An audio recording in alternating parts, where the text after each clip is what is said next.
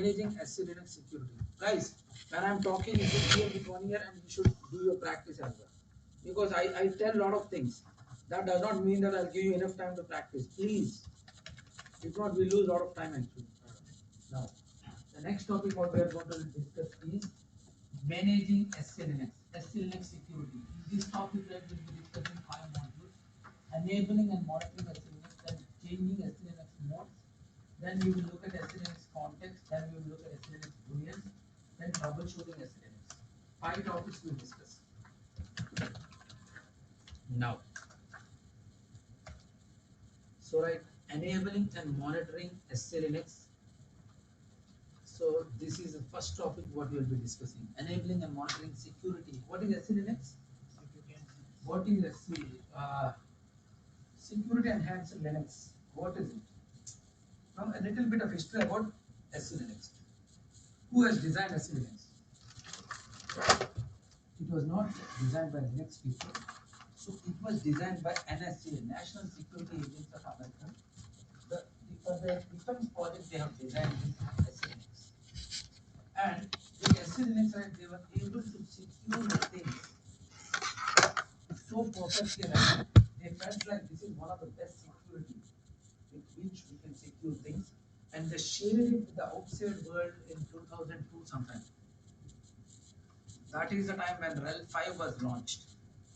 And immediately, whatever any good stuff that is going to be available in the market, Red Hat immediately will try to use it. So I think from RHEL 5.1 version something, they started, Red Hat has become Red Hat, right? Officially, they made selinux as part of their operating system. Now, what is the beauty of it? The beauty of it is because of the complexity that is involved in configuring selinux rules. Ideally, RHEL 5 mini versions, RHEL 6 came, RHEL 7 also came.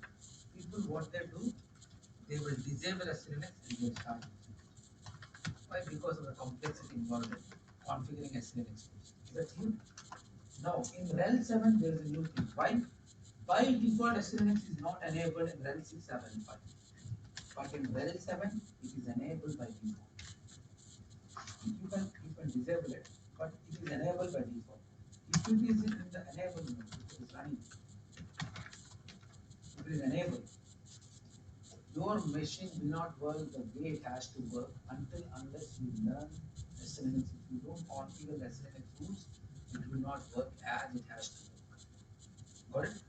So right, henceforward, the knowledge of selinux is very, very important. Got it? I mean, I'm building up a story why you have to learn selinux.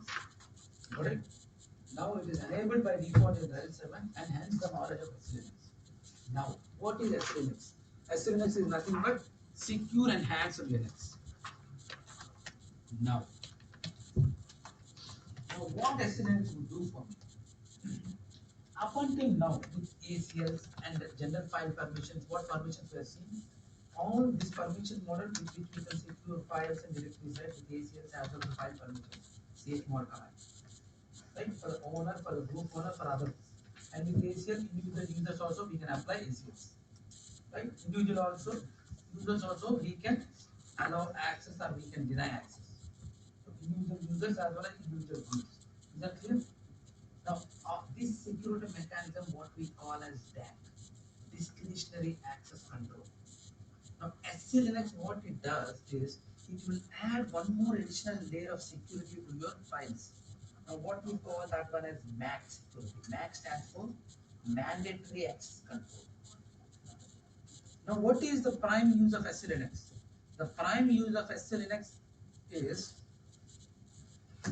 it will protect the user data from the compromised processes.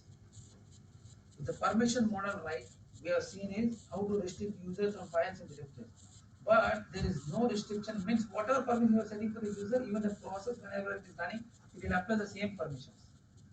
But for compromised processes, right, how do we restrict things? That is what we are going to learn here. When a process is compromised, how do we restrict? How SLNX is going to come for a rescue? But first of all, let us try to see a situation without SLNX, how the situation will be. Now, SLNX is going to affect all the services that are running on the machine. Good? It will affect all the services. like your Apache server, NFS server, Samba server, no matter whatever, it will affect. And especially it is going to impact very deeply in Apache server. Got it? Now, how selinux is going to come to a rescue? First of all, we need to know the problem, right? After that only, we will come and see how selinux is going to protect. What is that MAC layer? What is the extra thing that is doing to the files? Let us try this. Is that clear? Now, how many of you know Apache Web Server? That is some idea. In Windows, we call it as Apache. In Linux, we call it as HTTP server. HTTP stands for Hypertext stands for protocol. Got it? In Linux, we call it as HTTP server. In Windows, we call it as Apache server. Now, what did I tell you? If you have come to my RH124 class, understanding my class is easy, but I'll repeat that. Ideally, any application in Linux, right? When I told you about the user management of RH124 class, I said something. Applications are being managed by application users. They cannot interactively log into that machine. So for managing applications, right, application users are created only with that user. Your Linux kernel would use those users to manage applications. Right? Similarly, for HTTP server, that user application user is Apache. Using Apache user, right, you will run. Now see. Now, what is the use of HTTP server? Is for what? What is the use of Apache server or the HTTP server? Which one? Handling HTTP. No. No. I'm looking for a basic general answer. I don't want to web server. Make a web server. Serve web. Serve content. Yeah. Serve in another way static content. Means what? To host web pages in your web server. As simple as that. Right? Now, if this is my machine, look at me carefully. This is my machine. I have installed that web server application and I'm hosting some web pages. All the users that are there in this machine, they can access. Right? How the outside world people, how they can access? I need to allow anonymous access to my Apache web server, even for outside people to access my machine. What is the problem if I allow anonymous access? How do I allow anonymous access? I need to burn the firewall ports. Burning firewall ports means I'm allowing that service traffic which is coming from the particular port. I need to open that. By opening that, what is going to happen? Any malicious user, if he is a malicious user, he will come to my machine and he will try to exploit that loophole when I allow anonymous access to my machine. Right? What he will do, he will end up in my machine as Apache user. He will have the same, because I open all the firewall ports for anonymous access, he will come to my machine and he will become this user and he can create lot of havoc. What is that havoc he can create? Let us try to understand. Now, Apache web server, right, it is going to host what we call this directory as a document root directory. In the default configuration, Apache will host web pages from this, what we call as HTML pages. In the file names called as default is index.html, where it will host the web content in HTML format. Is it clear? From this particular directory. Got it? So, right, we need to give access to Apache user for this directory, right? For him to read the content, right, he has to display the web page content, we need to provide him access. Now look at the fun part.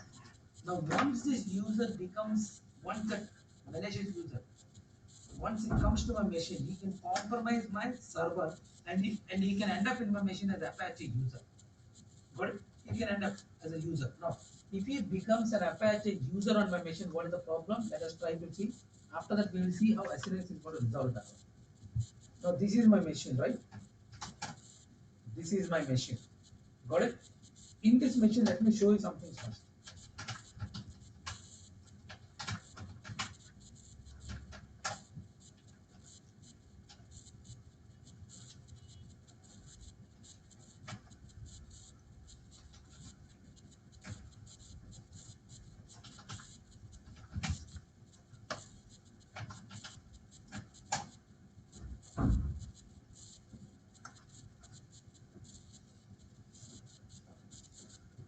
What are the permissions? What are these two files for? etc group and etc password. What do they store? Which information do they store? Password is password information and home directory. Password will never show. Passwords. Shadow file will store passwords. That's just home directory. Ah, no, it will store all the users' information. You said home directory. Yes, home directory. But you must have to tell me all the users are stored. All the user names with user IDs, everything will store there. Group information will store all the groups that are there. And where temp directory, look at the permissions for these directories. What are these two directories used for? For applications to run properly, there is a lot of temporary files which are stored. Got it? Now, what are the permissions we are having there? Look at Permissions. the password file. What permissions we are having for that one? Password file. We have owner. Owner read, right? Group read. Read. Others what? Read. So he can read my contents of my etc group file, and also he can read the contents of my etc password file, right? Yes. So he will come to know what the users are. He will not know the password, but he will come to know what the users are in my machine, right? He can try default passwords, right? Yep. And he can post lot of Gmail access. He can expire the password right of users. Yep. And now what are the permissions that we are having in the temp and where temp directory? Look at the other permissions. What we have there? We can read, we can write, but with the sticky bit, he cannot delete the content, but he can modify the content. What will happen? He will end up creating a lot of unwanted stuff on my machine, which will not allow me to start any new applications because of the read permissions. Good? What else we require? Yes. So the way they access your web server is not through SSH. It's not through SSH. It's through HTTP. And then if someone is accessing your machine through HTTP, how can they even run those upgrades? How can they access the files and stuff? What is it? How can they access those files? They end up in your user as an Apache user, and they can execute a lot of scripts with which they can go into these directories, and they can create a lot of mess. Can you execute if you're in the server via HTTP? Can you execute anything? Yes, we can. We can. I thought it was only These via malicious SSH. users, right? They have a lot of control. They can create a lot of scripts which they can create. And now, did you understand the problem as of now? Now with selinux, without selinux, this is the situation. Got it? Now with selinux, how the things are going to work is, it will add one more extra layer, what we call as MAC layer, what we call as mandatory access control. Now what is this? What is the prime purpose of this one? The prime purpose is to protect the user data from the compromised processes. If this Apache server, because it has been compromised, any user can do a lot of, you know, all the user accounts, you can also know a lot of stuff, right? He can mess up my machine. Now this is where SLNX comes. Now with MAC layer, what it is going to do is, with SLNX, it will add this additional security layer, what we call as MAC. It will label every file, it will label every directory with a label. Label is nothing but an SLNX context. Got it? It will label directories and files. And then it will define the SLNX policy rules with which, right, whom to allow access, whom to deny access in that one. Now look at the fun part here.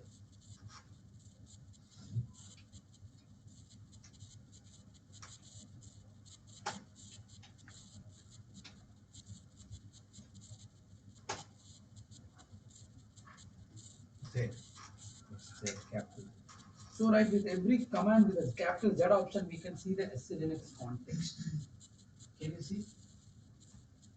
This is the SLNX context, or what we call as the SLNX label for files. So right, SLNX labels everything. In SLNX term, right, it will call them as objects. What are objects? Objects can be files, objects can be directories, objects can be ports, objects can be network interfaces, objects can be users. Got it? It will label everyone, and it will define the policy rules, who can access what. Got it? Now, can you see the not exploring this?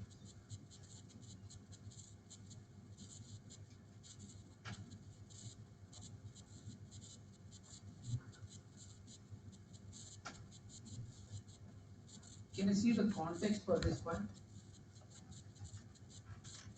This is the selinux context. Now, what does selinux context contain? It contains 4 fields where each field is separated by colon. The first one is the user context. Second one R_R, which is nothing but role context, and this is the type context. And S0 is nothing but sensitivity context. Context comprises of 4 things: user, role, type, and sensitivity. Got it?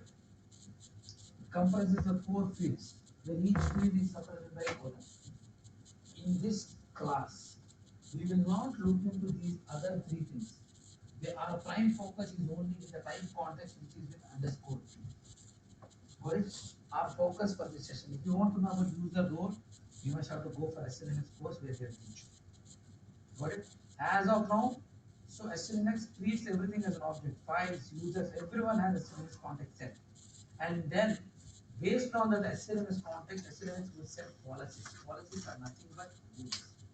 Who can access what? Is that clear? Now, even though people are having read access, even though they are having read and write access, they cannot write to these files or directories, or they cannot read, because if the SLNX context for the particular process, if it is not matching this type context, the default SLNX policy, what we call as target context, target type. There are 3 policies. One is target, which is a default policy. In target policy, or in target policies, right, we will use the type context where we will create SLNX policies. Unless there is an allow rule, for this particular context, for whatever process that is trying to access, if there is no proper context to, if there is no rule, it will not allow, even though you have this permission, even though you have this DAC permission, what we call discretionary access permission. In the policy, if there is no rule with this particular context, it will not allow you to access that file. Even though these permissions are going to work, it will not allow you within that policy. You are getting? Now see. What I'm going to do now is, I'll install Apache Web Server.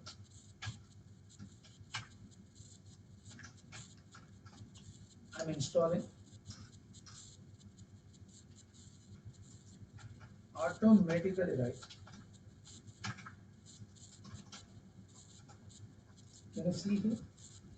From this HTML directory for HTTPD process, right, I have this context. Now let me start the HTTPD process. If I start the HTTPD service, right, what I'll do is, let me go to the HTML directory. Systemctl start HTTPD service. This is a service for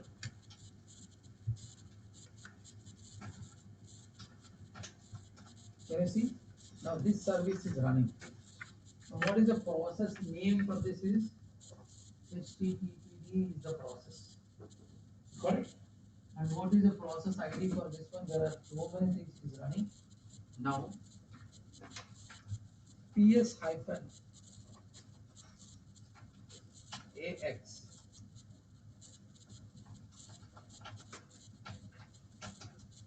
I want to grab that one.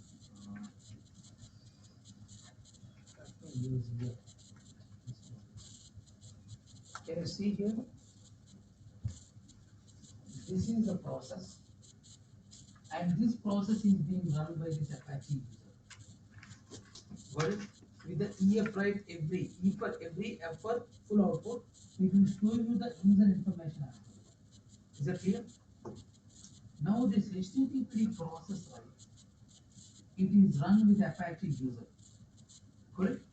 Now not only that one, even if you give capital Z, right, it will show you the context as well. Can you see this is the context? This is the process context. Even processes have context. HTTPD underscore P is the context for HTTPD process. But for this particular process, this is the context.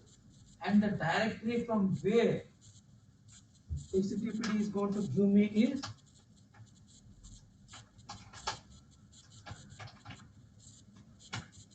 it is going to publish all the web content from this HTML directory. The context for this one is now this is a process context and this is the directory context. If there is an SLMS policy where there is an allow rule, by default we have an allow rule, the process context should be this one and the directory context should be this one. Then only it will allow you, it will show the web page. Without this context, it will not allow you to do the content of this directory. Is that clear? Even though you have the permissions here, it will not allow you to at least see the directory. If there is no allow rule, it will not allow. Is that clear? So how SLNS is going to secure things is, it will protect the user data from the compromised processes based on the context. And it will define policies are nothing but rules with which you will write, where it will write. Got it? Now, SLNX operates in three modes. The first mode is enforcing mode. Are you getting everything? Yeah. SLNX operates in three modes. One is the enforcing mode. Second one is permissive mode. Third one is disabled mode. What is enforcing mode? Which is the default mode by default. It is a default mode. When you install SLNX, the default mode is enable enforcing mode. In enforcing mode, right, SLNX what it does three things. It will label every object with the SLNX context, and it will apply all the SLNX policies. If inside the policy, if there is an allow rule, then only it will allow. If there is no allow rule, it will not allow to access. Got it? The third thing what it is going to do is, any denials, if someone is trying to access something, it will immediately log them into the SLNX log file. Where SLNX log files are stored? They are stored in var log audit.d directory. In that right, there is a file called as audit.log file. It will store the logs, SLNX logs. I'll show you that. Any denials, right, with SLNX, whatever it is denying, it will store it in. This is the directory. Audit. This is the file where it will write. Is that clear? In enforcing one, what it does, three things what it does. It will label every object, whether it be users, whether it be processes, whether it be files, whether it be directories, whether it be ports, it will label. Everything with an SLNX context, and then it will apply all the policy rules. Inside that policy, if there is an allow rule, it will only allow access. And then, if there is no allow rule, any denial, if someone is trying to access, it will lock them into this file. Is that clear up until now? Now the second mode is permissive mode. In permissive mode, what it is going to do, it will label every object. Every object means files, directories, anyone, users. It will label everyone, but it will load the SLNX policies. In enforcing mode, wherever it is denied because there is no policy rule, but in permissive mode, it will allow. It will not deny, even though there is no policy rule, it will allow them. But every denial means when there is no policy rule, it will immediately log. It will log that one with this file. But permissive mode is a testing mode. Means if you want to test an application whether it is running properly or not, we'll go to permissive mode and we will fine tune our SLNX policies. Is that clear? So what is permissive mode it is going to do? Whatever it used to deny in enforcing mode, it will not deny. But it will write all the denials into this log. Is that clear? So enforcing is accept. Enforcing it will not allow. In permissive mode it will allow, but all that extra things, whatever that are not there, it will log them. Got it? Understood everyone? And then the fourth mode, and then the third mode, which is the worst of all, is disable. Disable mode means none of the SLNX policies are none of the selinux policies are nothing but rules. They are not enforced, and then it is not going to label any object. No selinux. Disablement selinux is not working. Nothing. It will not label or anything. Got it? Ideally, because of the complexity in setting up these things, what people do, they will disable and they'll start using it. Without SLN, did you understand what is the issue and why how SLN is going to protect us? Got it? Now. And one more thing, writing SLNX policies is not that easy. How to create SLNX policies, how to write the allow rules, how to write the deny rules, it is very difficult. So, right, what SLNX has given us is, they have given us all the policy rules. All the policy rules they are given. Now, along with that, right, they have given booleans of SLNX. Booleans are nothing but switches with which, right, we can activate an SLNX policy or we can deny. By enabling a boolean, right, you can activate SLNX policies. By disabling a boolean, you can deny SLNX policies. Is that clear? What are booleans? Booleans are nothing but switches where administrator users, right, they can fine tune an SLNX policy. They can enable to allow a policy. To allow, you need to enable. If you disable it, you do not enable. As simple as that. Is that clear to everyone? We are having a small exercise. Please go finish that one. What we have it on page number. Those who of you are using the book on page number 128, we are having the exercise. Before, one more thing I want to tell you. Now, what are the three modes? What did I tell you? The three modes of SLNX is Enforcing, permissive, disable. enforcing, permissive. Third one is Disable. this is the default mode. Is that clear? And these two modes. See, now to which is the default mode? To come from enforcing mode to permissive mode, right? I don't need to reboot permission. But to change to disable mode, right? I must have to reboot my machine. And also, once SLNX is disabled, if I want to enable back, also I enable. If I want to come back to enable a permissive mode from disable mode, right? I need to reboot my machine. Got it? Understood up until now, everyone? Please go finish the exercise. After that, I'll discuss the next topic. How do we enable? How do we disable these modes? And then we will look at SLNX policy rules. Everything. Is that clear to everyone? Yeah. What is MAC means? SLNX, it will label that extra label thing to every file, everyone. Yeah. And then it will allow access, it will deny access within its policies. Protect or compromise. SLNX context. User context.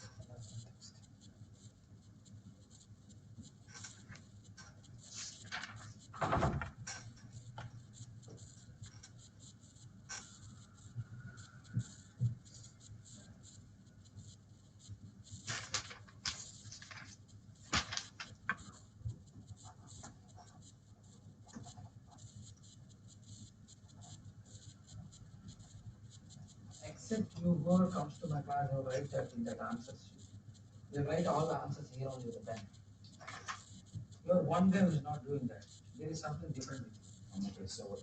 I was telling. Some people they want to keep things clean. So once I come back, right, I want to do that practice. Some people they write it in the book itself. So once you want to refer that book one more time, right, you will not be able to do that because already the answers are there. You can't do that. I'm not denying. But if you want to go read the book and after that you want to practice this right without looking at the answers, Paul is very good with observing things. Every time he never used to look at the questions. He always used to open the answers. He used to look. Rather, I already know the answers. What should I do now? Paul. He's such a caliber guy. He don't need to learn all this. He himself is a technical lead. He don't need to know. But of all the students who were there in the class, Paul was one guy who was listening to every word what I'm speaking. All other people were listening to my class, but Paul is listening to every word that I'm speaking. Sure, He says, Paul. What's the difference? Both are the same. you sure he didn't turn his hearing aid off? He cannot hear properly like other people, but he was listening to every word. Hearing my class means they're listening not to every word. They're only listening what they want, and sometimes they're not even hearing. They're not even in the class. So Paul is a very just one thing I'm telling you. With Paul, just be very careful what you speak to him. He will listen to every word you speak. He has a hearing problem, but if the machine is not working good, if it is working, he will listen to every word you speak. And he can repeat it after some days as well. That is the best manager. Even though he cannot hear things properly, he can manage very beautifully. Please, are we are done with the exercise? Finish. Right? Finish, no? Yes, sir. Yes, sir. Oh, you want me to tell you that? 122. Oh my God, Sabarish, you should do both things in one shot. I can't wait. Next time I'm not going to wait for you. Oh, yeah. And he's doing. You know, whatever I speak, he's just listening like a song only. Nah, he's recording you. Yeah, for his podcast. That's okay. That's what people record my class. But don't give it to anyone. Yeah. Because in Red Hat we cannot. We should not. Yeah. Red Hat officially they're not allowed to record. Otherwise, You it's know, too but much. if I- you know? Yeah, but just look into the camera properly and speak Say clearly. cheese. Where is the camera? This is my camera.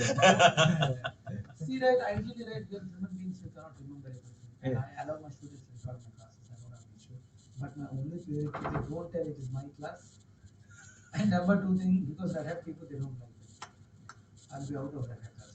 No, I will not tell. I won't give it to anyone. No. I know whether you do it or not, but I'm just telling you. Don't you give it to someone, I don't have an issue, but don't tell it is Raja's thing. Okay. But introduce yourself in the first video.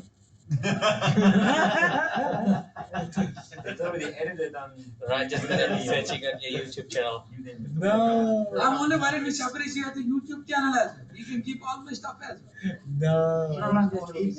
Anyway. Wear a mask. But with me, well, I'm Cool, allowing, ninja, but, the ninja. but I'm just telling you, it's similar. Retro mask. I'm very good, I'm allowing, but other panels, please don't. If you want to record also, don't even tell them. If you tell them that you're recording, just straight away they'll ask you to do that. Yeah. Straight away. In that hack, we can do that. I'm just telling you, Sabash. Yeah, definitely. I know because we human minds, we are not that strong enough to remember everything. It Yeah. takes time. These are really Now, tough. We'll get 1 million viewers on the Hakka episode. now the next topic what we'll That be video is discussing gonna is get a lot of viewers. They're here. Thank you. Oh, just on that. Just over here. Yeah, that's it. Beautiful, thank you. Was it? I'll see you. I think with the new things, people are really loving all the things. They are really eating a lot. Thank you so much. Oh.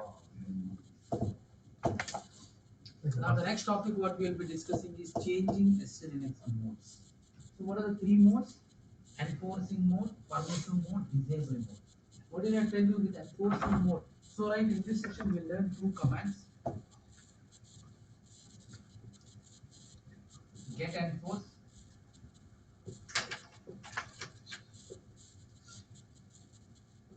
Set enforce command, two commands. With the get enforce command, it will show you what is the current SLNX mode. And with set enforce command, right, I can modify my mode. I can fine tune.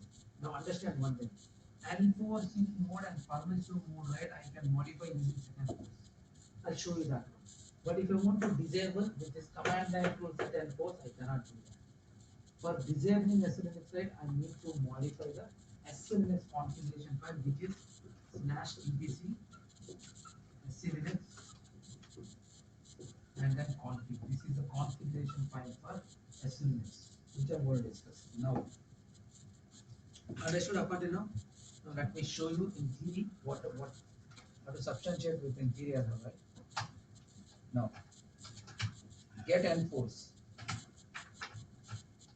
When you run this command, it will show you. Can you see here what is the current mode now? Currently it is in enforcing mode. I'm just increasing font size. Is that clear? Yes. Are you able to see that one? Got it? Now, set enforce is the command to modify. Don't do anything, just press enter. Can you see here the usage of set enforce it is going to show you. Set enforce, I can name. Now default get enforce will show me what is the mode now, and I can specify if I want to come to permissive mode, I can specify set enforce permissive, or I can even assign numbers as well to set enforce. Now got it? Now let me show you both the things. Set enforce 0 will make my mode to permissive. Now let me run the get enforce. Can you see here? Now the mode has been changed from enforcing mode to permissive mode. If I want to reset it back to enforcing mode, just give 1. Can you see that? From permissive mode, it has been changed to enforcing mode. Is that clear to everyone? Now, we set and force, right? What is the time we can assign numbers, or I can even give this code there. Can you see get enforce is permissive? Or if I want to make it enforcing, I can make it like that. Can you see here? Got it? Understood everyone? You can modify. But disable mode I can't do with set and force command. Got it? How to choose? Between enforcing and permissive modes I can modify. If I want to disable, right, then I must have to modify only in the configuration. Got it?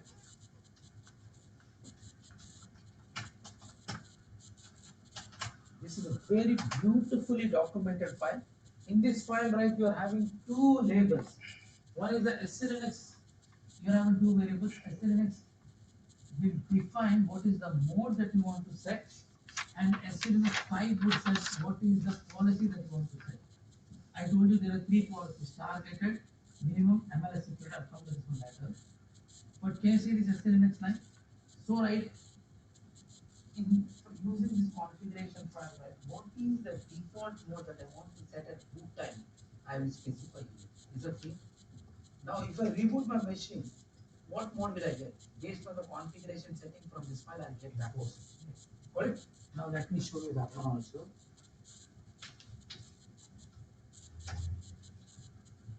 Get enforce. What is that enforcing? Instead, right, I'll set enforce to 0. So, what is the mode now? It is in permissive mode, right? What is the mode now? It is in permissive mode. If I reboot my machine, what mode will I get? Go back to enforcing. Why? Because of the setting from this file. Can you see here accidents? It is setting to enforcing, that is why I get that enforcing. Even though now the current is at runtime, if I want to modify, I'll modify it using set enforce command. Is it clear? Now let me reboot my machine and let me show you that one.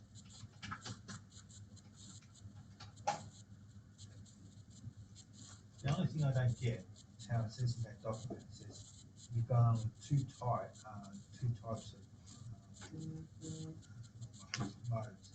whether it's targeted MLS. No. I'm going to speak about that one. I find that weird, because it actually it's 3 types. 3 security layers. I'm going to tell you what is the use. I'll not discuss what they are, but I'll tell you what they are.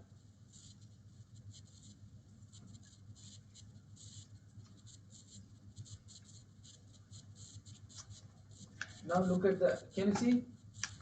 Can everyone look at this board one? After rebooting, can you see here? I got enforcing mode back.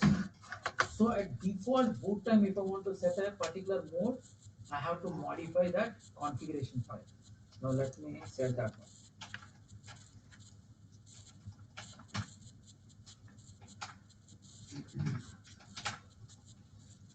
Can you see, instead of enforcing, right, if I want, I can specify that one.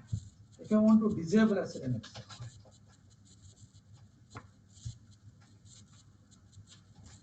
I'll set to this variable disable, and then what did I tell you about disable? With disable, I need to reboot my machine.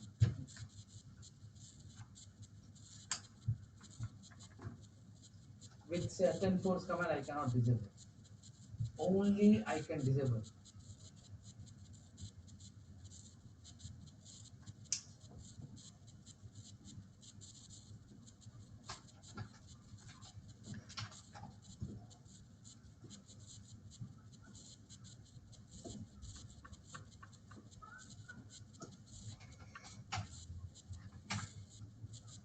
see now it is disabled. From disabling mode, if I want to come back to enforcing mode, let me try with set enforce command.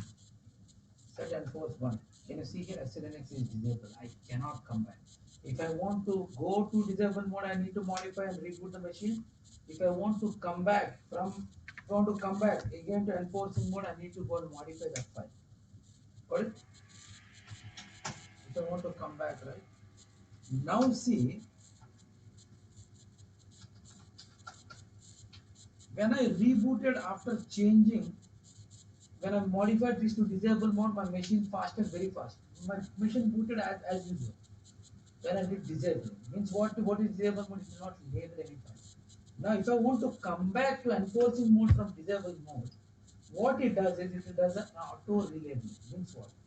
It will look at every policies, SU rules it is going to look at, and it will relabel the correct context to every file. Is that clear? Now let me reboot that one. And now observe the output carefully what it is going to do. Previously when I disabled, right, my machine fast, I booted very fast. Now see, wait. Can you see here? It has stopped here. What it is doing is, it is relabeling every file, every directory back again. In enforcing mode, what did I tell you? It will relabel, right? It will label every object, your processors, your files, everything. That is what it is doing. It will label. It will wait. In disabling mode, no label. In enforcing mode, it will label every object. And after labeling, it will reboot the machine. Is that clear? This is what I want to show you. Got it? Now coming to your question, sir. I'm coming to your question.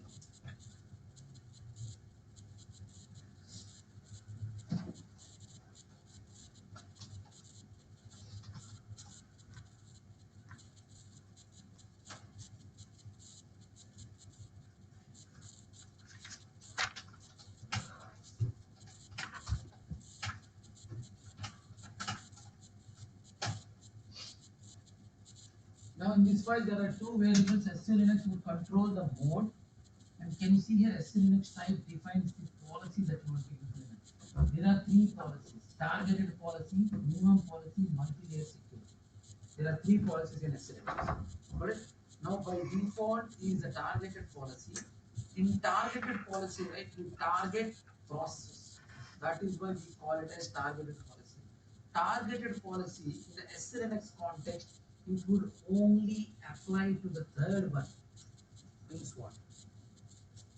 It will apply to the third context only, which is the type context. So SLNX context is comprises of three things, right? Only the type context only will be. All the rules are based on the type context. The second one is minimum. Only not all the processes. The minimum thing is we will only target specific processor and we will target. And the third one is multi-layer security.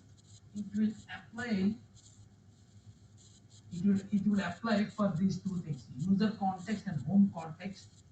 The targeted policy will apply both the contexts, and then the sensitivity part will not be there for multi-layer security. It will only look into these two things. Is that clear?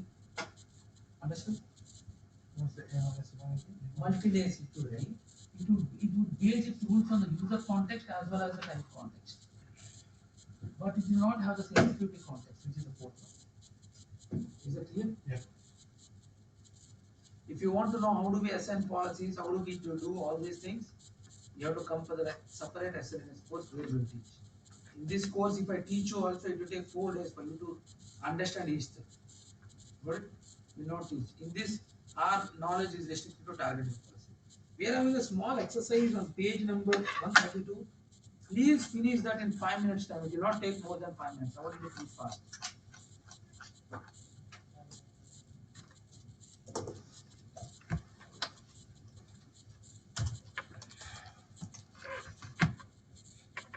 So 130 on the PDF. Your PDF, 1 second. Let me check that.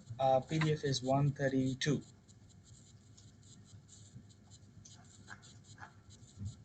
Oh, sorry, 132 or 133? 134. 126 it is. It's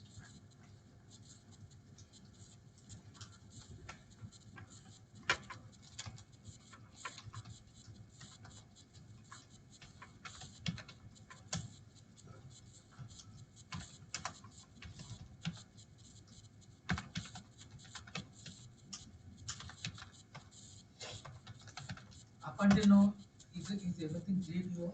Any doubts anywhere? Please ask me these questions. Don't feel shy because your colleagues are here in the class. The reason behind that is very simple. The reason behind that is very, very simple. Means what? It is your own doubt. You must have to ask. Others are not going to do it on your behalf because we are not bloody mind readers. Exactly. Especially, what is a difficult challenge for me in Australia, right? If I'm looking at what's the name? Sorry, Anthony. When I look at Anthony, right, he'll give me a green signal with his eyes. He will say, "Yes, I'm understanding." When I look at your face, I'll get a nod from your face like this. Yes, I'm getting. When I look at you, yes, some indication. At least he's focused to me. I know that. Chinese, right? Whole class they'll sit like this only without any eye movement or any movement. What you think? They are not even ask questions. As if right, something mysterious creature before them dancing something. It's like an elephant dance. No. It's so tough for the trainer. I can't really read your minds. I ask people to ask me questions if you don't understand. They will not ask any questions. They will not show any emotion on their face. Face is the index of mind, right? At least you can read a mind by looking at a face. If you are happy means, if there is a smile on your face, I can feel that you are happy for some reason. Maybe not because of me, maybe my nose is so dirty that it is making you laugh or my eyes are so bad. You feel like you think of a donkey something. You can smile. At least I know that I made you in some form happy. At least I know you're happy. But especially, in China, right, I hate that training is because they don't have any movement in their body. The way they do, someone's hands are not working, they sit like this. And also at one side that, what do you call it, saliva will come out of the mouth. They are so deeply immersed in something. I used to literally cry. Ask me any question, Baba, I'm not able to understand your feelings. At least smile. You just lack sledging, that's all. I don't know. You can't even sledge them as well. They don't even respond to you. When I go near them, I want to beat you. At that point of time, right, also, you're not even budge. No response. No. How interesting. So used to it. If I'm at the starting bench, What you an want to throw interesting something. position you're Let in. it out. Immune to it. Some people, especially those who come from Italy and all, these people also are very tough. All right, you listen like this. Initially, when he came to Mumbai, he kept his ear like this and he was hearing. I don't know, he has an ear problem. And I felt like, what this guy is not listening to my class, he's not interested in my class. Initially, I felt, but he's the only guy who was asking questions in the class. I said, he's not even looking into me, how he's asking questions because he heard it. Then, after the end of class, he said, Raja, my ear, the statue was not working. So I had to carefully listen to what he's saying. So is the book in Mandarin in China or the book? No, Chinese language is Mandarin. No, the Local course language. book. The course book today. Yeah, it's any Red Hat course, right? You will not give it in their language, local language. You will always give it in English. What? Who can speak local language? No one can speak. Red Hat is being, every product of Red Hat, they are preparing English. So it should be in English. If you want, there are a lot of tools with which we can convert English also to Chinese. No, I don't need it. Just because I've seen like on the train a lot of You them. might not need it, your girlfriend might need it. Who in the world knows that? You might have a Chinese girlfriend. Last week I had, this, who's that guy? Who's one of the best guys who knows Linux? Yes. Saying it. Shane, right? We had a discussion about jobs in Australia. Everything is outsourced. What will happen for you people down the line? He said, no jobs for Australian people. Down the line future, right? Everything they are outsourcing. See, many people hated Donald Trump is a crazy guy. He's a foolish guy. Anyway, everyone knows. But at least being a fool also, it is one good thing. You know what? He's not outsourcing all the jobs of US people to outside people. Nowadays, some people are really happy with Donald Trump.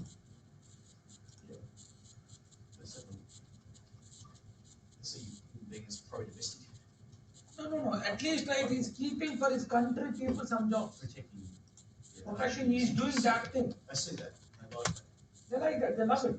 Everyone knows Donald Trump is a crazy guy. What he speaks, what he acts, no one knows. He speaks his mind. That's his Man, main that's goal. it. He will not hide anything. You should listen to his advisors. Donald Trump is the best businessman, but he cannot become a leader.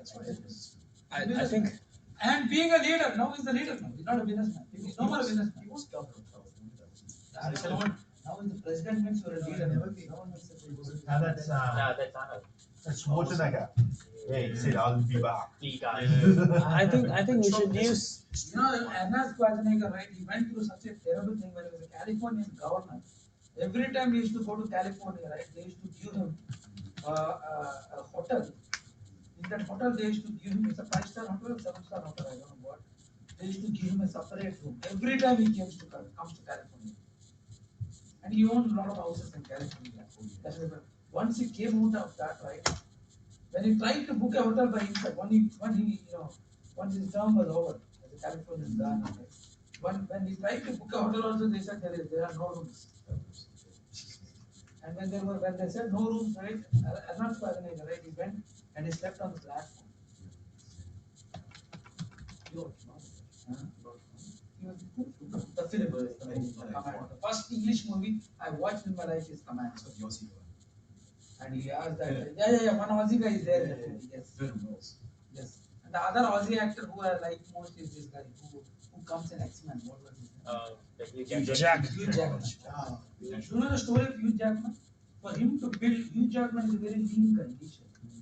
For him to develop his muscles, it took 2 years.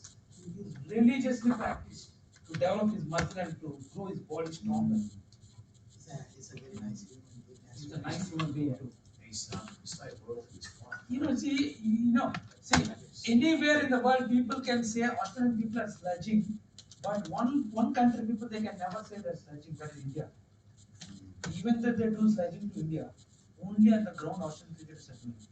If you come to India, right, Australian cricketers are worshipped as demigods in India. You know why? They are doing so much charity work in India. This is one good thing. Australian by nature they are very aggressive, but when it comes to hurricane nature, I've seen Australian people somewhere in some country there were what you call floods, and people in the cold winter season were standing at the railway tracks to collect the funding. This will not happen in India, I tell you. Not even an Indian guy would come out on the road to do such a thing. And in India, Stephen Waugh, he has taken an orphanage, a big orphanage he has taken. More than 300 people in Chennai, somewhere he has taken, and he has been there, this thing for almost 5-6 years now. He's providing the entire food for them. It's a complete, they don't have eyes, and he's complete. He's moved by that. He has that nature. On the cricket field, he's a lion. Once he's out of the cricket field, he's the same father to his children. He was like that, extremely compassionate. Australian people, they have this aggressive nature on the ground. Outside, they forget everything. They are, Gilchrist at the back end used to create a lot of havoc. And once the match is over, he'll ask, come, let us go for my third party to my house. Let us have a drink. These people outside the ground, they're awesome. If you want to, deal with Australian cricketers, don't talk to them when they are in the commentary box or when they are in the ground. They'll become extremely great. They feel like they're something because they're brainwashed like that. Once they're out of that ground, that is what I like. Australian people have professional life and personal life. The only thing that is bad in them is their cricketers' professional life. Personal life, they're very good. If you know They're very good at sanding things down with a sandpaper. See, everyone makes, guys, this happened once, and you can't say every Australian cricketer is bad. They don't want, their intention was not to do that. Their intention was, out of their aggressive nature, right, they were brainwashed. You must have to win. The slogan that is there in Australia, this thing, win at any cost. That is where the sledge. Why no other country do? If you see at West Indies, they're more stronger than Australian cricketers, but they never sledge. The best cricketers in the world are two. One is Sri Lankan cricketers, other one is Australian cricketers. They never sledge. They never sledge. They don't know what is sledging. Nowadays they're learning that, but they will never do sledging. Why? Because that is not there in this thing. But Australian people, why do they sledge? Because they're brainwashed to win every match. Every match you are playing for the sake of winning one. When their minds become so distant, right, it can corrupt your mind. You always are so passionate to win what is happening. No matter at any cost, I want to win. This is what is going to happen. This is what it has come. Such great cricketers. What kind of a cricketer he is? I feel bad. Yes, they did a mistake. As a human being, we must have to say. But we cannot comment all that. Even some of my students told me this. I felt very bad. I have even till today. Can any one of us say, keeping our hand on top of our heart, telling that, you know, I'm a true loyal person. I never committed any sin in my life. Can you say that? I can't say that. No, we can't say. See, they made a mistake and their, the punishment what they got is, look at that. Every year now, if they come to the Australian cricket team also, if they travel anywhere, people write Steve Smith who did so and then they will write. They will write it. And almost all the Australian schools they are telling don't become Steven Smith. You know, I went to some schools, they're telling Australian cricketers are cheaters. Come on, that's bad, that's bad. I told to the teacher, no, you can't say that to the students. No, it is bad. No, here in Australia, see, when I wanted to join my son, when I wanted to go for the kinder, I said, when I told I like cricket, they said, no, no, cricket is cheating. No, They're you running can't. on the wrong messages. If you see that Hansi Krone, when he cried before his wife, she was about to divorce him. They were married for 23 years. Hansi Krone, right, the fourth of who died. He cried, he caught his wife's feet and he cried, he's forgiven. And he did a lot of charity work. But money can succumb where persons can bend.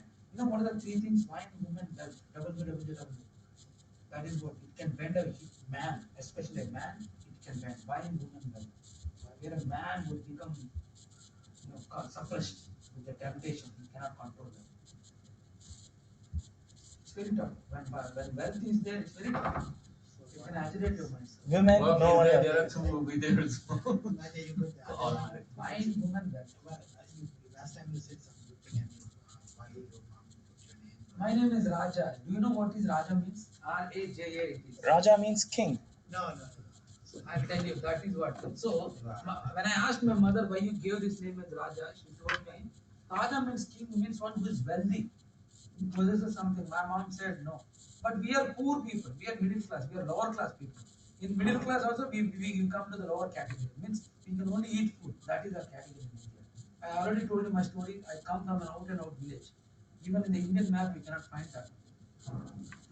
I used to walk up until my plus 2, plus 12. Means first standard, I don't know what is English. I never uttered a word English. For me, right in our village, I used to walk every day. From my school, I used to walk 2 kilometers. If I had to go to college, I had to go on a bicycle for 8 kilometers. Or if I don't have a bicycle they'll only give you after you are 10 years old in the villages. So I had to walk and I had to go to schools after my plus 6. I came from such an out and out village. And my mom gave me this name as Raja. Raja means king. We are so poor. Why did you give us the name? My mom said, Raja means king, not just king. King, who is a king? A coward can be a king. King means what? Sharmal. He should possess that. Actually, kings in India, right, are the Jaipur kings. Rajasthan, Jaipur is there, right? They are the kings. A king will be coronated, a person will be coronated as a king once he goes and fights with a lion. Bare hands he has to go and fight. Up until 50 years, the tradition was there. He has to go and fight with the lion and he has to punch and he has to kill that lion. Bare hands, no knife, nothing. If he dies, that's it. They'll come and help him, but he cannot be coronated as a king. King means you need to. I said, my mom, look at my mother, they're so big, why did you give me that name? And my mom said, Raja has inner meaning. R for Ram, A for Allah, J for Jesus, A for all. So right, Ram is a Hindu god, Allah is a Muslim god, Jesus is a Christian god, A for all.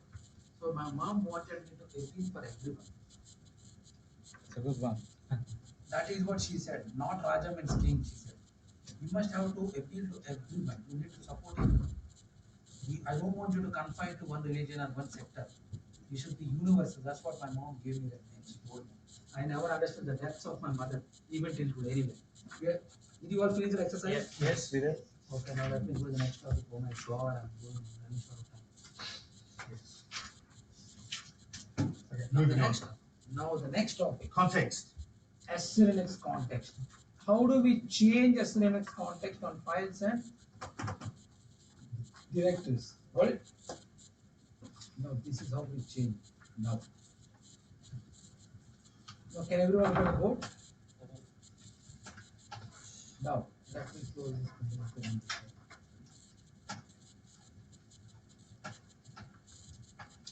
Okay. With SC Linux, right, in enforcing mode, what did I tell you? It will label every object, whether it is a file, whether it is a process, everything it is going to label, right?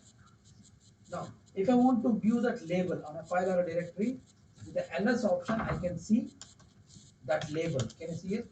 If I just give ls, it will not show me the context. If I want to see the SLNX context, I need to specify the Z. Initially, it will show me all the DAC permissions. After that, it will show me the SLNX context. You see here? If I want to view it on a directory, ls-d dz, then I'll specify the directory name. It will show me the context for the directory. Is that clear to everyone? Now, processes is also having context. How do I view that one? With the Z option. I can see the context for my process as well. The E option, it will show me for every process, and it will show me for all the processes the context that are associated with that one. Got it? And also, what did I tell you? SLNX objects, even users have context. In RF 1 to 4 class, I showed you, right? I showed you this ID command will show you the user ID, group ID, the primary group, and whatever the user is a member, it will show you the group. And this context, I will not tell anything about that one actually. So even users are associated with the context. User context, we can see the ID command. Is that clear? Got it? Now, so right now, and also right now, let me show in the root directory. Every directory is having a different context. Bin directory, boot directory, device directory, etc directory, home. Can you see it? Every directory is having a different context. Where directory is having where underscore key. Temp directory is having temp underscore key. Is that clear? Correct? So when you create a new directory, it'll pick up the context of your user. I'm just coming to you. Okay, sorry, I'll just wind that back. Okay. So whenever, so initial context of a file or a directory is going to be obtained from the parent directory. Whatever is the parent directory, you will obtain that context. So let me go to desktop directory. The context for desktop is admin underscore home. Got it? Now let me create a file. Let me create a directory. Can you see it? Whatever is, because I've created in the desktop directory, the parent directory context is this one, same it has applied. Is that clear? Got it? Now let me go to etc directory. Now let me go to etc directory. Before I go and create something there, what is the context for etc directory? etc underscore t. So guys, I want you all to focus. We will focus only on the type context. So I will only talk about the type context. Got it? I'll not talk about all other things. Okay? So etc directory context. I'm only specifying type context. Context from now onwards, if I'm speaking about context, it means type context. Is that clear? So etc directory is having what context? etc underscore t. Now let me cd to etc. Now let me create a file called as raja.txt.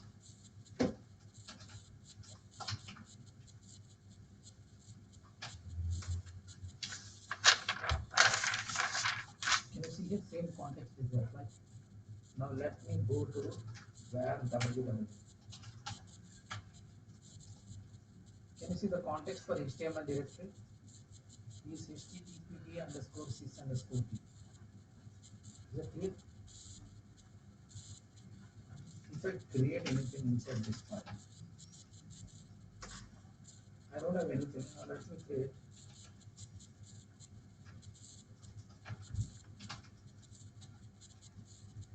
Let me create a file which is content index.html inside this file. What is the context? This is the context. If I create a file, index file inside this directory where www.html, if I open, my Apache service should be up and running. I can view this one using localhost.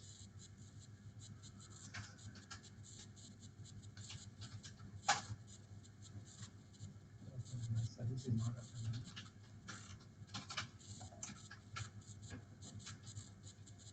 is disabled, it is not enabled. Let me enable and start. Can you see? Now if I run this one, whatever contents which I've added with the index file, I can view that. Is it clear? Got it? Yes. Why, or I can just give the host name of my machine as well. This is server 0, right? In this page, right, let me do that one.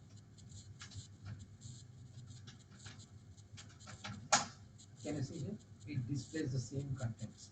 Now let me change the contents of this file.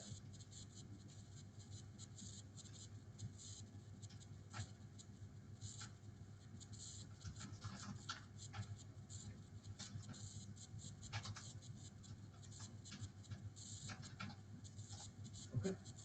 If I refresh this, I'll get that modified. Is it clear? No. So the default context for a file, right? I'm going to get from where? From the parent.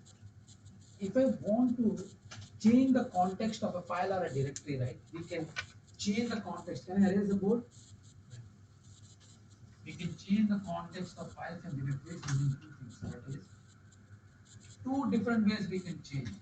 We can change with chcon command, chcon. One way, the other way is restore con. Chcon command, I can change the context of a file, and restore con command, I can change the context. Now, which one is better? Always use the restore con. Chcon command, right? It will change temporarily the context of a file. Is that clear? If I want to persistently change the context, then I should always use the restore con command. Now, how restore con command is going to change the selinux context is using the selinux policies. Within that policy, whatever that has been defined, it will set that particular context. Got it? Now, chcon command, right? I can change the context. It will survive across reboots. If I change the context for a file, it will survive across reboots, but it will not survive across relabeling. When relabeling will happen? When you disable SLNX, once you enable, SLNX will look in the policies and it will relabel everything. So whatever in the policy that it has defined for the particular directory, it will set to that one. Is that clear, everyone? Now we are seeing how to view policies. Now how to change policies with chcon command we'll see, and also we will see how to change policies with restore con command. How restore con command is going to work in the background, that is trying to see. First of all, right, if I create something, I will get the context based on the parent directory which I have seen, right? Is that clear, everyone? So from the parent directory, whatever we are going to have, we will get that context. If I want to modify the context, now we will see how to modify the context. With the chcon command, let me show you chcon -t, T for type context. Now instead of admin underscore home underscore t, let me give temp underscore t.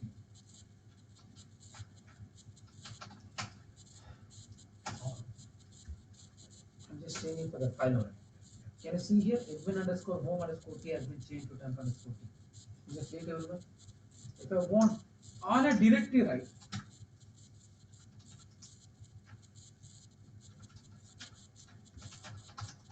Created. Whatever is the parent directory context I'm getting for my test directory, the parent context is this one. Whatever I've created, I got the same context. Is that clear? Why I did not change the context for a directory is we can change context for a directory. chcon -t. And I can specify the type context, whatever I want to set, I can modify that. But ideally, whenever we are changing, right, even for the existing also, if you want to modify, we'll use the R option. Is that clear? R option for recursive. Then let me, for this directory, right, let me set it to etc underscore t. etc context I want to set.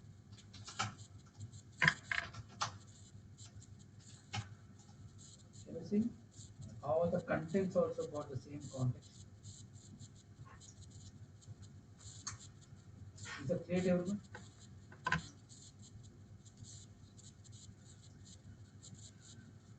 Now, if I go to the world directory, if I create something, what context will I get? I'll get etc underscore t. You're creating test. Because I was set to etc, I'm getting. Because the parent directory word is set to etc, whatever you create in that one, it will obtain that one. Is that clear? Yes. What did I tell you? CH context I can change. It is going to survive across reboots, but it will not survive across Relabeling. relabeling. Relabeling means I can disable in the configuration file, and I can, one way is to go to disable mode, then again come back to enable mode, automatically it will relabel. And another way, right, if you want the system to do it for you, there is one more small setting with which, right, we can relabel as its context. Now, before I show you relabeling that, let me show you something.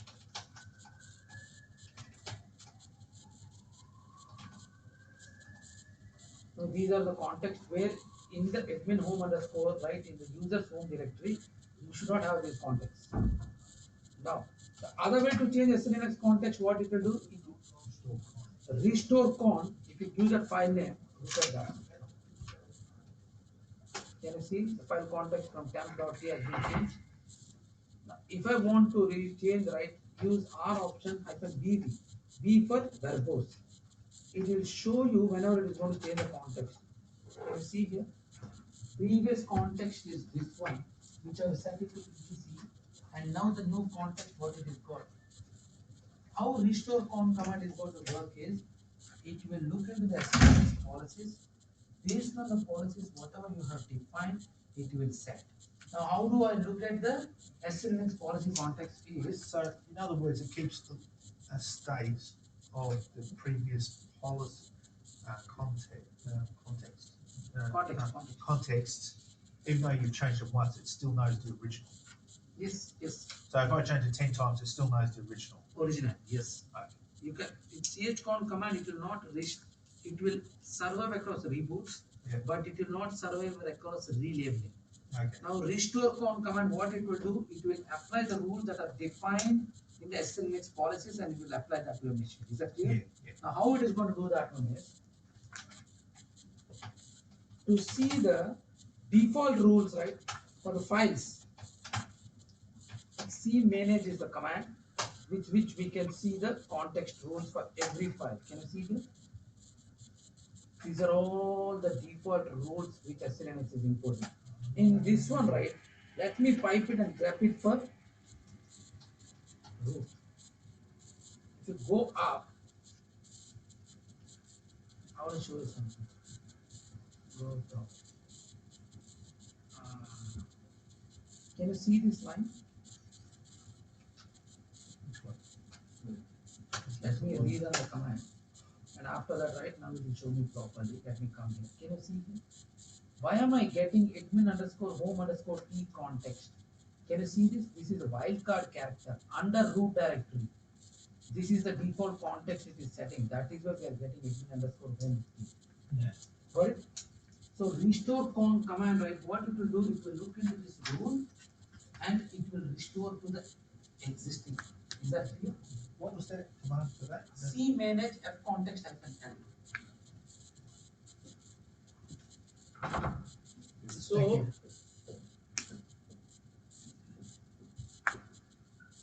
f context -l for listing, and also, right, we can add with the a, and if you want to delete with the d option, we can delete as well. We will see that.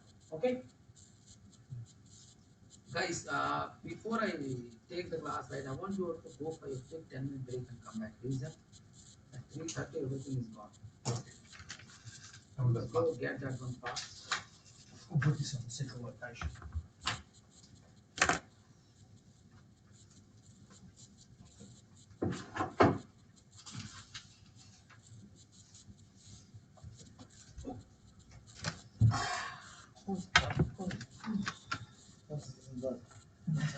Keep going. It's just an app from Android.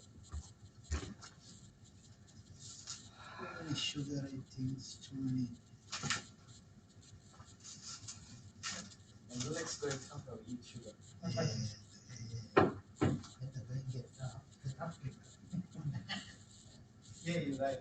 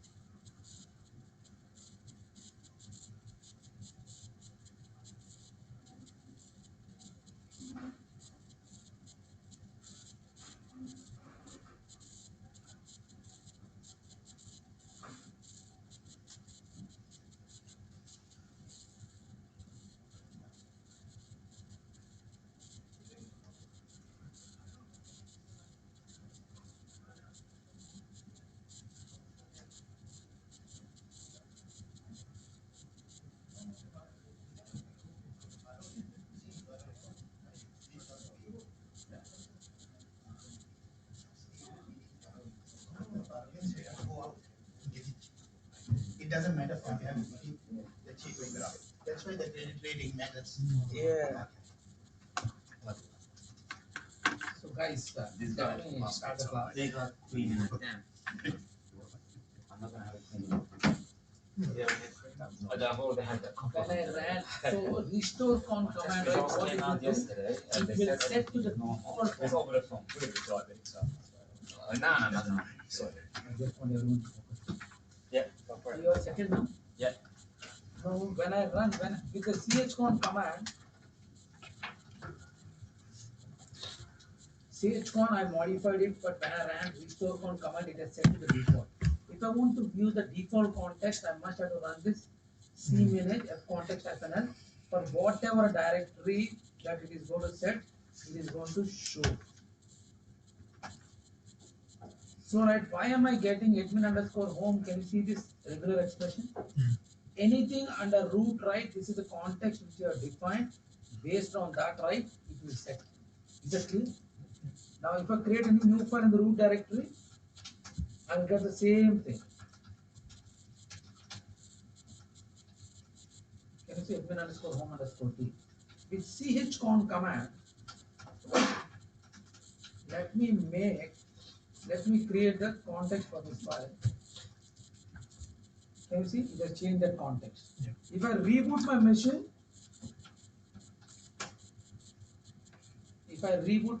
chcon command, the context is preserved. But if I relabel, it is not going to do that. Relabeling means what? Disable selinux, again enable selinux, it will relabel. There is another way to relabel as well.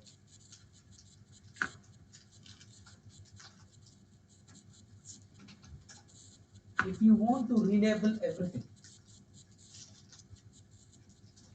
what you need to do is, now, can you see KK what I changed it to temp.p? Yes. It is still there. If I run restore con command, it will change to admin underscore home t, which you have seen that. Is that clear to everyone?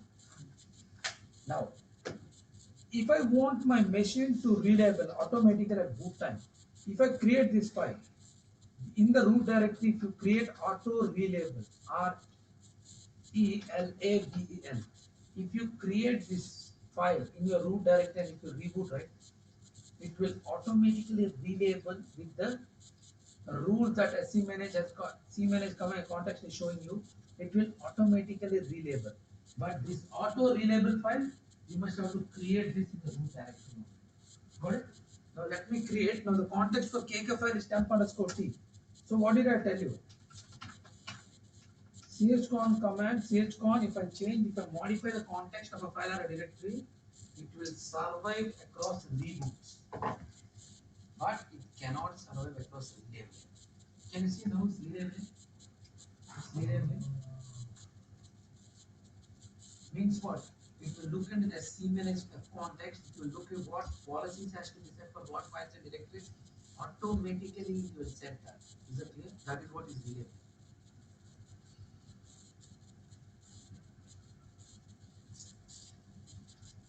So now, which is the method that we use for relabeling? What is the best way to change? Always use the restore con command, never use the restore chcon command. Now by default, let me show you that output of that particular file. Previously it was temp underscore p, right, for KK file.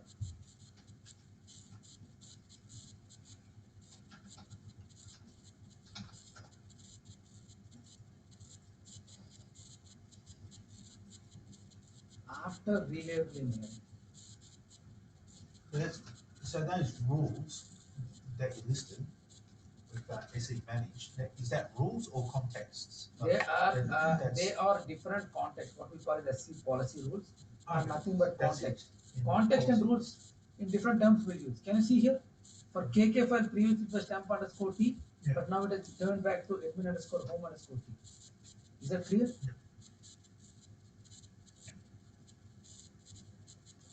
Got it? Up until now, is everything clear? Now, so restore con command is the best way to set and create. Now, if you look into the selinux context, whatever for the directory or what we call as selinux policies, whatever it has to set, it will set. to that particular directory. Is that clear?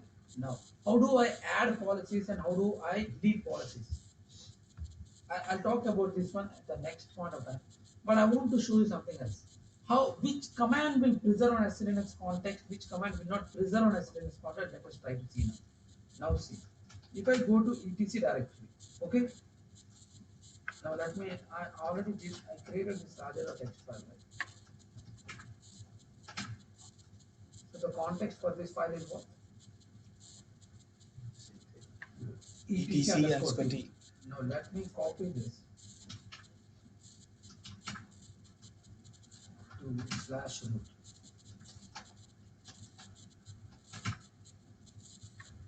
What is the context that I get? Can you see here? What? So copy command, how it is going to work is it will go to the directory, it will create a new file. So because I've created a new file, raja.txt, and after that creating, it will copy the contents to that file. So because the file has been created in the directory, whatever the context for the directory that is there, it will apply. Now see. Oh, that's interesting. Good. That's good. This is one thing. Copy command will never preserve. If you want it to preserve, use the P option. Copy hyphen P for preserving the permissions. It will preserve. Number two thing. If you use the move context, move will preserve the context of the file. Let me show you that one. What is the context for my etc other file? Is etc underscore T. Now let me move this file to again root directory.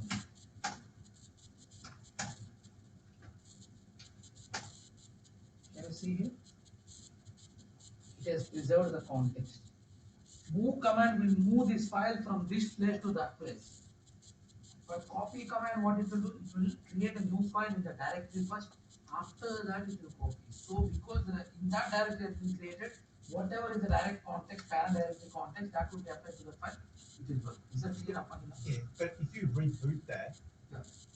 and it goes through and relabels that context. Relabeling only once. Once you create a file, after you reach the reboot your machine, the file is gone. Yeah, An the auto context. relabel Yeah. file, yes. Yeah, so that Raja text, wouldn't that change to admin mode? Immediately it will change. If you run restore phone on the Yeah. right, whatever that has to be set for the file, it will change. Okay. I'm just showing you how to preserve context. Okay, yeah. No, I appreciate that. No, Got it? Understood up until now? Now see. Now, what did I tell you? Where www.html? Now let me create an index file here. Echo my test index2.html I've created. Now what is the context of this one?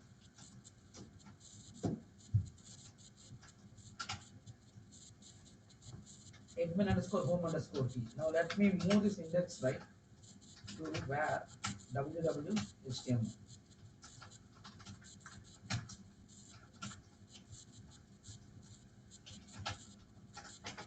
Can you see here? Previously, whatever the parent context is, that is what I got for index. But now index2.html, the context is not saved. Even though, look at the permissions, even though I have read permissions, if I try to open my browser, if I try to access that one,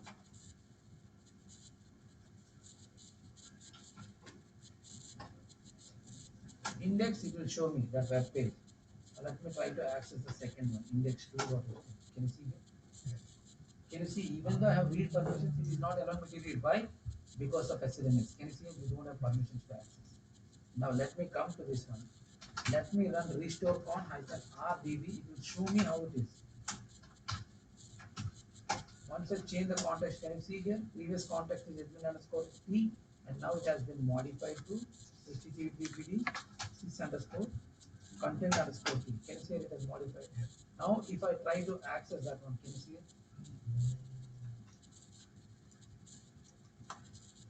Got it? So by default Apache server, right, it will publish all the contents from where www.html directory, what you call the document group, and the context for that one should be this one. Without which, right, I cannot publish. If I want to publish web pages from a different directory, what should I do? One way is create a new directory, modify the configuration file for Apache, and then specify the directory from there, and on top of the directory we need to change the context. Got it? Without that context, it will not display. Now what I'm going to tell you is, so by default where www.html Apache configuration file, it will publish from there. Now let me show you the Apache configuration file. This is the configuration file location. etc httpd conf httpd.conf file is the configuration file. If you come down this is very well documented file. If you get time, please go to this and read this. Can you see here?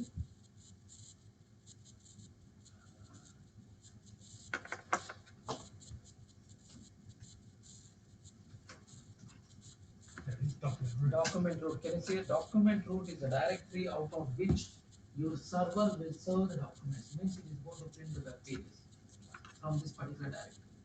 So this is the document root. Because of this setting, it is displaying the files. Is that clear, everyone?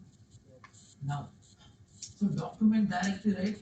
So these are the permissions for the directory. Now what I need to do is, instead of using this one, I'll create a new directory in the root directory. If I want to publish, I'll modify this directory. Let me create my web. Okay. And these are the permissions. You will understand about these permissions if you come to RS2.4, where you are allowing access. Require all granted means you are allowing all the access for the particular directory. You need to modify these two places. Okay.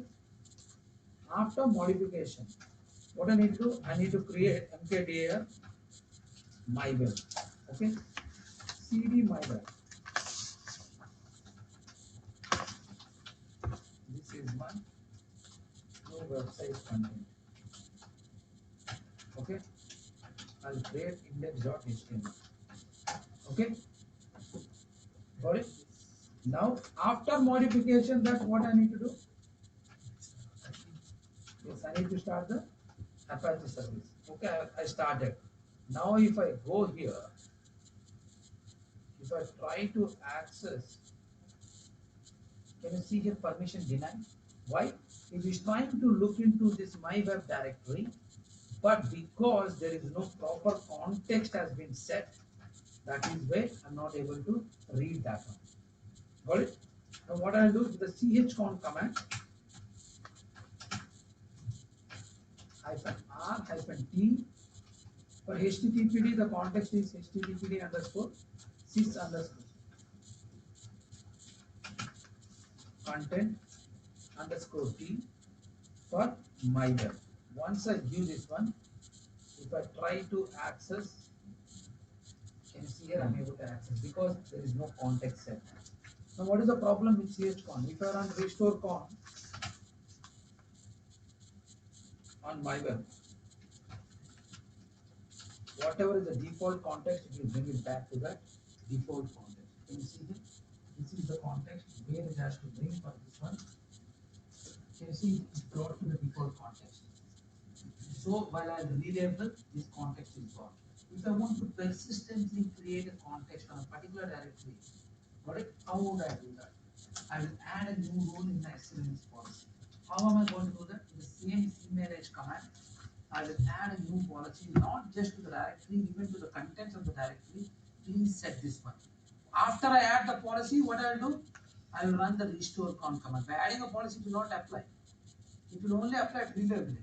If I want to immediately apply that policy rule, I need to run the restore con command where it will apply, and then I can start. Now, if you see because players are changed, I'm able to access. If I rerun this one, it is not allowed. You can see forbidden because the context has been changed, right? If you see the context, with the restore con command, I got the default context where it will not allow me to do that. So, how are we going to assign context to files? Is you will create a new policy. How do we create? With the cmanage command only we create. How we will do that?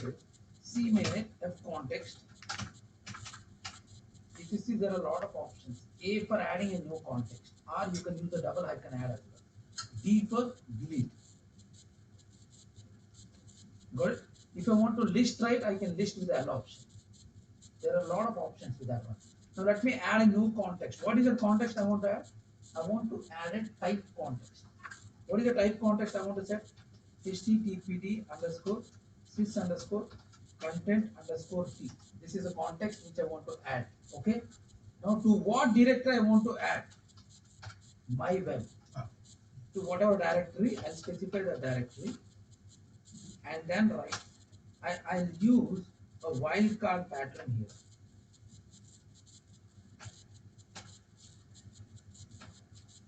Not just to this my web directory, not just to my web directory, but everything inside this my web directory, please assign this context. This is a new policy rule which I'm adding. Got it? Now after that, what I need to do? I need to run the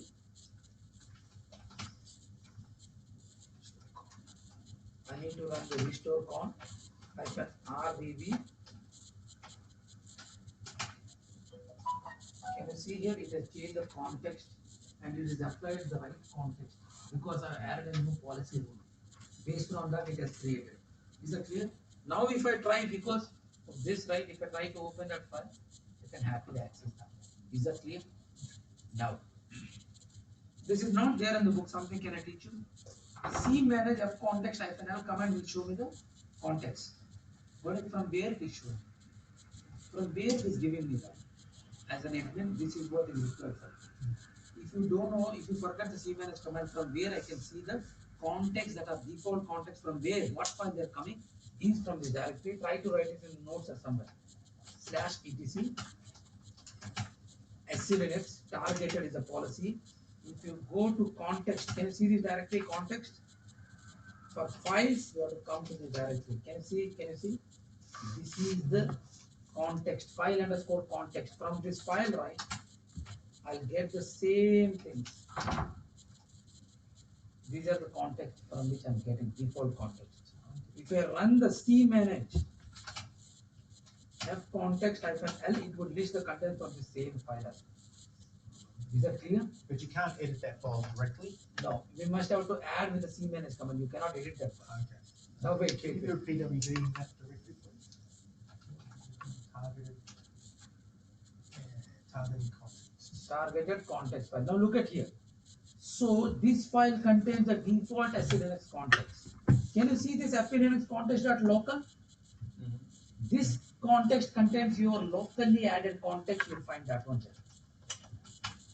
Recently, what context for this directory I have added, right? For my web directory, when I added, that would be added to this. Can you see here? Okay. Not local is your local context what you are added to your machine. These are the different contexts which SLS is going to give you. Is that clear to everyone? Got it? If I want to see only my local context, right, with the cmanage command, cmanage of context -l will show all the things. Instead, if I say capital C, right, it will show me my locally added context. Can you see it? This is the locally added context. With the capital C option. By default, it will show me all the context. If I, whatever my local which I added, it will show me with this. Is that clear to everyone? Is that clear? Clear means 100% clear. That's what I want. You all understood? So these are the files where cmanage command, whenever I add, whenever I'm running restore con, it will look into the context rules from this particular directory and it will apply the proper context. Is that clear? So cmanage of context command is showing me these context rules only. If I'm adding a new, for my directory, if I'm adding a new context, that would be stored inside this local and it will be cmanage command, right? Whenever you run the restore con command, first of all, it will check for this one. It will try to apply that context. If you are having local context, then it will override that and then it will apply. Is that clear to everyone? What is clear experience context? Now everything is going, right? Once you go back, Yeah, observe. you lifted the veil of secrecy off this. So thank you. 95% of people they don't know. Even our trainers they don't show this. Why? You know why? Why I'm showing you this? Simple reason is I myself I did that SLN certification. Yeah. To pass that exam is no joke. It's no joke, guys. That is why I know in and out of SLNX. I teach in such a way none of my students will forget. Whoever came from Telstra, when I taught this one, those who know Linux, those who are working already in SLNX, they say, my God, you saved my life. All my team members, they disable SLNX, they'll work. Every time by disabling SLNX, we are having some issue. Somewhere you give a read permission, someone will read and they'll hack. They'll hack. Got it? Now, with this SLNX, where context tools, no one will teach you because 95% of the people, even the trainers, I'm not joking, I'm seriously telling you. Stop that recording.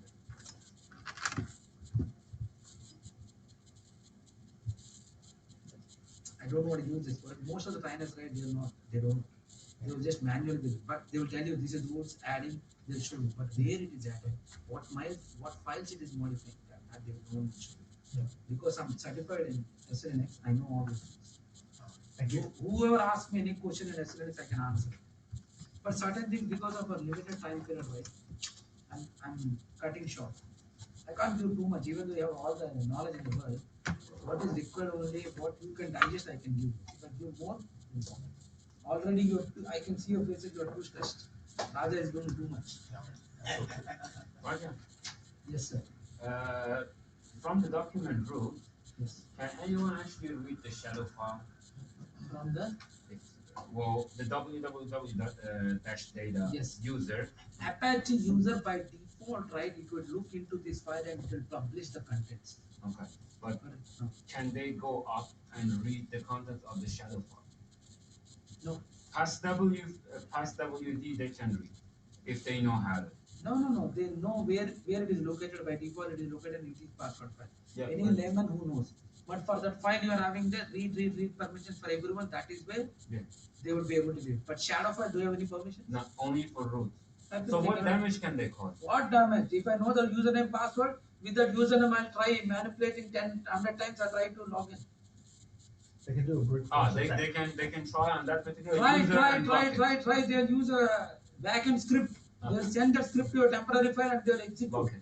It will keep on randomly trying passwords. They'll try to track. If the password size is more than 100 characters, also there are tools which are available in the market where they can get it. Got it? And also, what did I tell you? They'll not create problems, but they will create a lot of denial access. Means they'll expire your passwords by trying to log in many times. If you log in more times, what will happen? Linux kernel will say, no, you cannot log in. Got it? Yeah. They will create a lot of problems like this. Understood? They can bring all the dodgy things to your temp directory, start executing, and they will not allow you to run any applications. What you'll get a manic depression without SLNX. Never ever disable SLNX. Please enable SLNX. Even though it is difficult, learn the harder things. Once you go out, you will be the brightest one. Not many people can learn SLNX. Why? If SLNX by itself is not difficult. A trainer who tries to SLNX, right, if we don't teach you in this way, I can tell you policies, oh, this is where modify. But what is modifying? What selinux command is doing at the background if I don't tell you? I just say selinux command of context, which will list the context. Now, from what file it is listing? From this file it is listing. When I'm adding, what file is getting modified? If I don't teach you these things, I can finish the class in 5 minutes time, right? And end of the day, you will know everything. You are jack of all, master in none. Where what? I do not know. But if you come to SLNX course, we will teach you. This is where, step by step in sequence. All these things. But I know most of the guys there, they have a doubt. Why? Because they don't go to the SLNX. They're scared. 90% of the trainers will say SLNX is difficult. No one, it's very difficult. Because most of the trainers, they're not trained in SLNX. My trainer was awesome. Ideally, we'll teach this course for 4 days. I made my trainer to sit on the 5th day and I learned everything. I cleared that exam. To pass exam, people will leave for 3 months, they prepare thoroughly, and then they'll go. I cracked that exam in 2 weeks' time. You know what? My trainer was a very good guy. He taught me in such a way. He came down to my level and he taught me. Anyway, please go finish that exercise what we have on page number 136. Guys, please bear with me. What is the time now? It's almost 4 o'clock. I might extend the class today 10 minutes. Tomorrow I'll leave you early because I want to finish the last topic today. So right tomorrow, if I'm late, please forgive me. I'm taking some extra time of yours. Just in case, I'm requesting. If I'm not able to finish, we'll leave at 5:15 sometime. Just in case. It's not in my hands. If you can finish the lab fast, we can finish by 4:40 as well. Yeah. So you already finished. You already finished. Very good. Smart. Which page? 130. While you write, can you open your PDF and then? selinux contact this one. This is one. This one. What is the page one? Can you? 130. 130. 130. PDF. Mm. So I got the membership if you want to copy. No. No, no. You get one USB and copy. No, I'm just asking if she's email. I haven't checked. No. They are not email you. If you want, right on the fourth day, I'll give you email access from your mailbox. But can we copy it from this machine? Yeah, get a USB and copy it. Dump it. Because Yeah. there's no internet access. I'm going to give you because if I give internet access, right, our lab environment will get it. The Okay. internet DHCP server, it will conflict with the internal DHCP server which is coming from the lab. That is why I'm not giving it. On Thursday afternoon, once I finish the course, I'll give you that one. So you whatever you want to copy, you can copy. Yeah. Your email ID. I'll get a USB if you want. I'll give you the USB. Whichever. No, I just want it. However way. Email is easy. I'll just email it to you. But get a USB. Try to copy. Emails, right? You cannot trust. Sometimes it might not go. It appears to be going somewhere. Because of some rules they have, they might restrict things. It's always better to keep things in That's USB. what I mean. Not the USB if you want to get. Shall I take it now Don't or? do that. Don't do that. Your stuff you copy because your name is there. Okay. Don't leave it in a USB. That's what I want to say. That's all. End of the day, Alright, if you give it to us last day, I'll get it. get a USB. Okay. Get a USB. I'll get a bring USB. It's easy for you. Why don't you copy your stuff in the USB? It's not that I'm restricting you, just in case even your close friends, if you share with his PDF to someone else and they upload, you will problem. That is as you present. And one more thing, if possible, talk to your manager, ask if Rajat can give you books. Please get the books. Why I'm telling you, right? Reading in PDF is not a good alternative. I swear, after some time you get paid too much pain reading. If that is possible, come on. So what you Go can back, convert ask it. your, huh? The new way is you convert it to Kindle format. It will become just like a book. Yeah, that is Then you okay. put it on Kindle. Whether it is Kindle, whether it is Apple Mac, Apple iPad, iPod, whatever it is you say, reading either in a phone or in a anything where that light is coming, it is always dangerous to eyes. Or if not, I'll tell you a simple solution. Take a printout of it, whatever pages you want to. Take those printout and carry with you and read. That is far easier than. Because you got the PDF, whatever you want to take a printout, take five pages a day and read. Rather than reading Mac, people love it, but end of the day you look at. I have seen many managers getting eyesight and all, looking at the MacBook and all because this, what do you call it? Right. The glare that comes. Or you need to have anti-glare glasses with which red it is not. But even then, right, how long you get anti-glare glasses? Reading on a book is always easier. The best thing you can underline as well. They will refer to it. You want to leave? Yeah, you make a book. Yes. Are we all done with the exercise?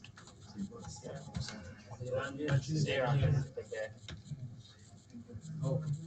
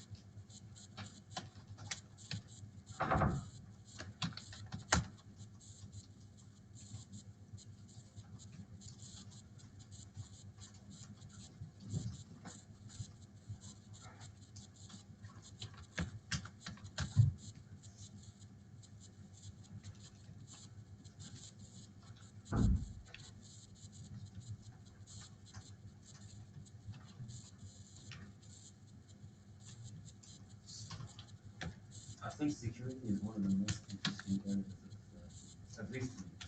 Yes. It's not about building things. Anyone can run, anyone can create servers, anyone can install, anyone can do manipulation. But when it comes to security, how do you secure things? Even in Tesla, but most of the calls we don't have SLAs. Yeah. Why? Because none of the administrators know they're disabled.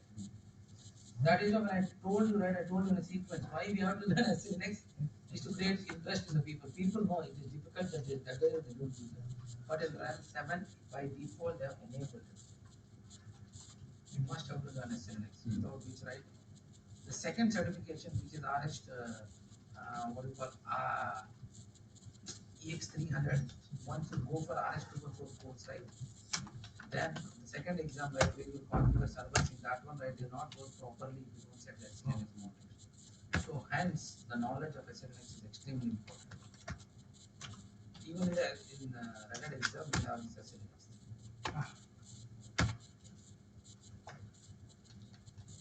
Is that clear to everyone? Did you all finish the labs? Yeah. If you are done, then I'll go to the next topic. Yes, sir.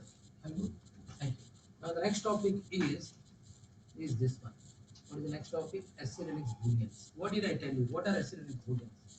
Booleans are switches with which, right, I can manage SLNX policies. Got it? I can enable SLNX. Got it? I can enable SLNX policies. I can disable SLNX policies by enabling booleans. Got it? Now, the booleans, right? Can everyone look at the board, please? Have you all finished? Going on. Yep, finished. If you are done.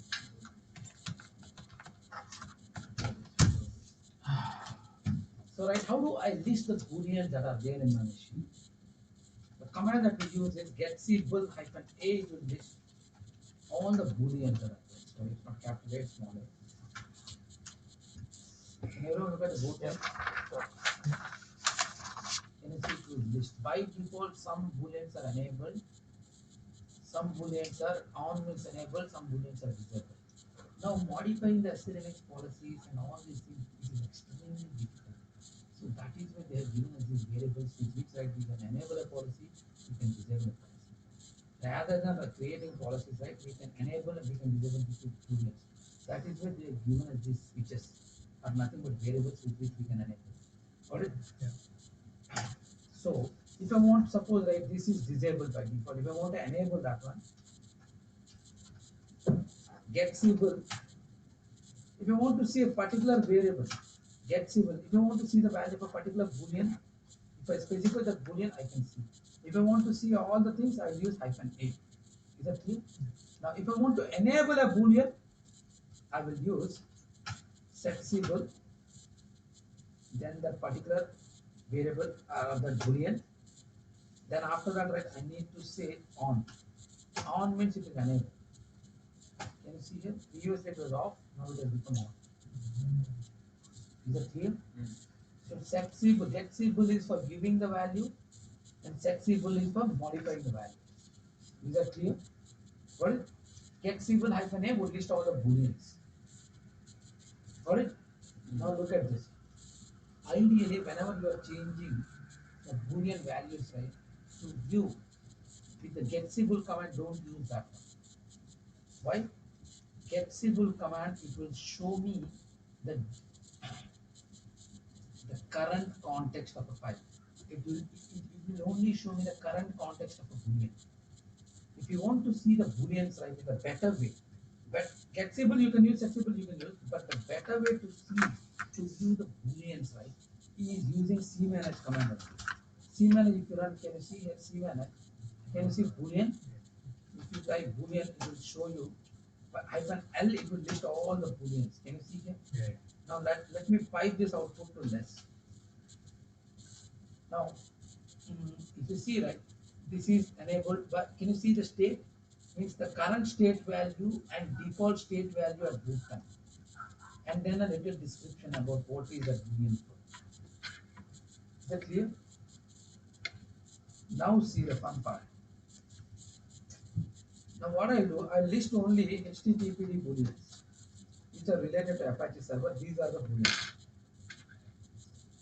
Now inside this one, right, one important boolean is enable home directories. Now Apache web server, right? With Apache web server, we can make normal users to share web content from their home directory side. But this boolean needs to be enabled for that one. Without which, right, it will not publish the context. It will not, you cannot. If you enable that, SLNX would allow normal users to share the web content, from their home directory. Okay. Now one thing. See, I want to just copy that enable thing. and then right. So what did I tell you? These are two values. One is the current value and the default value. Got it? Now with getSable command you can see this one. So let me show you with getSable as well.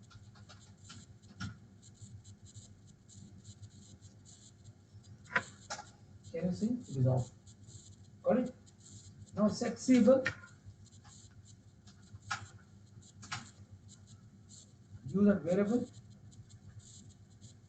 and on what it is showing you. No, it is enabled, right? No, it is not enabled. I'll show you something. Use the set symbol. Can you see here what it has enabled? Only the current value. Yeah. But what about the default value? Means what? If I reboot my machine, it is not enabled, it is off. If I want to persistently reboot, if I want to persistently enable, then with the setSable command, right, I will specify the -p option, capital Q. P for persistent. It will persistently enable both. It will take some time. Can you see? Previously it was immediately. When I switch it on, immediately with the P option, it will take some time. So it will modify the selinux policy rules. Can you see here now it is on both the things? So that is where even Boolean getSable, setSable we can do. But ideally, right, use the cmanage Boolean command and then right you try to enable or disable. Is that clear? Now, right after let me what I will do is I will disable this with off. How I disable is using the off command. Or I can use numbers instead of on and off. I can say 1 or I can say 0. Is that clear? Can you see both are off? Now, what did I tell you? I can specify on or I specify only one, number 1 also. Even that will enable. I can use numbers.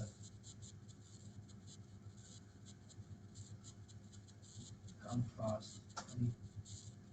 Can you see? It is enable both. Or instead of 1, if I make it 0, it will disable.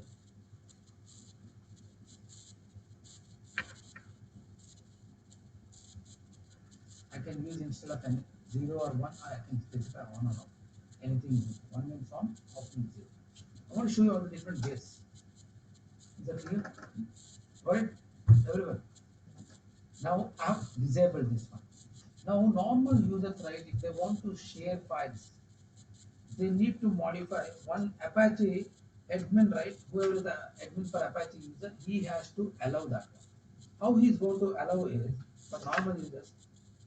Inside this one, right, there is one directory conf.d. Inside that, right, you are having user ders.conf. Inside this one, got it?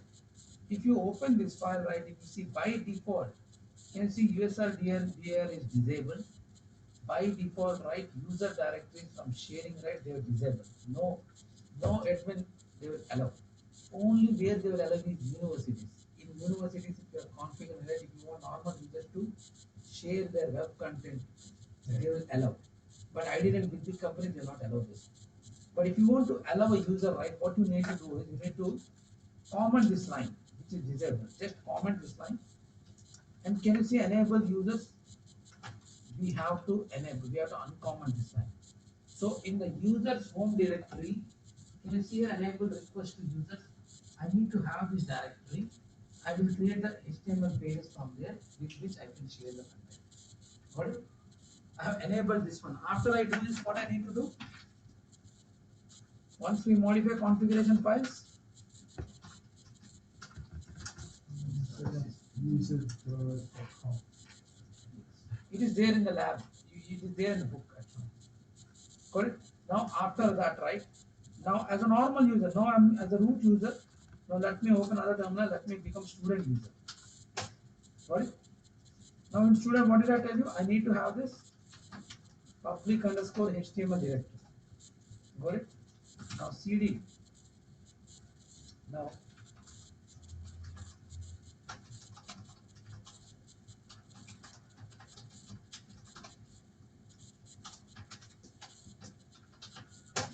I've created this index HTML. Got it with that content. Got it? Now, if I want to access this, right, this web page, now one more thing. Can you see normal users, right? Now, Apache HTTP runs as Apache user. So for it to access the right, only for the owner we are having permissions. But if I want to allow access for Apache user, I need to give the read permission from this directory. Is that clear? Now what I'm going to do is here small 711 from my student directory and use. Is that clear? So Apache, right, you can go to the directory, you can access. Now let me come to my web browser. Insert this one, right? I need to specify the username. Student, I'll not specify the directory from where he's sharing. I'll try to access this HTML web page. Can you see forbidden access? Yeah. Why? Because the boolean, the selinux policy is not enabled. Now let me come back here.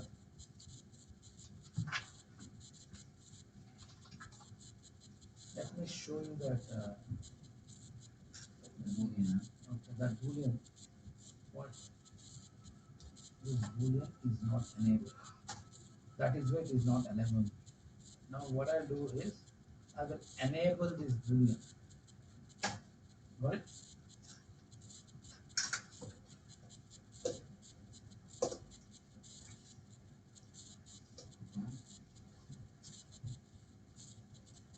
Now this is enabled, right? Let me come. Creator will not allow me. Can you see? Without that boolean not enabled, I cannot access. Once I enable that one, I can access. Is that clear to everyone? Now, Raja, again, I'm going to teach something. I know I speak little too much, but I'll give you something extra. Where these booleans are stored. Again, I'll show you that. So, selinux is there in etc selinux, right? In that only targeted context if you go right.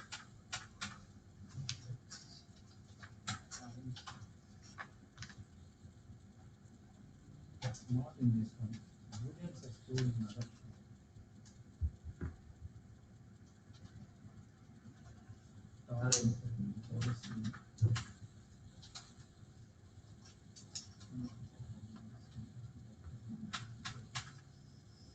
Yeah, inside this one, if you go right,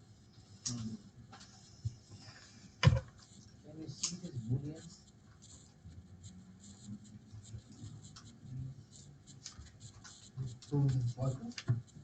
That is what it will contain. The booleans which I have enabled. Can you see it? Oh, yeah. No, you want all the booleans then. All the booleans you can only see with get title. Whatever you are enabling, right? Against the selinux, you will find it here. Good. So this is the directory where you will find that one. etc selinux targeted modules active. Whatever that are active, right? It should be. Understand?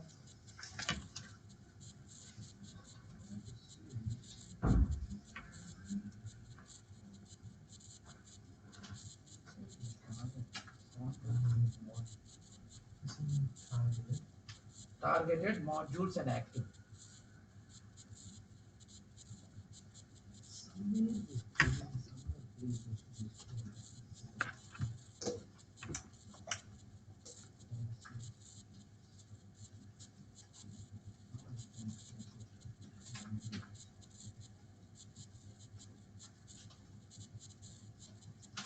Only active it will show me here. Where are the booleans? You cannot see the booleans. You must have to see the booleans only with get equivalence exercise. Is that clear? We are having a small exercise. Please go finish that exercise.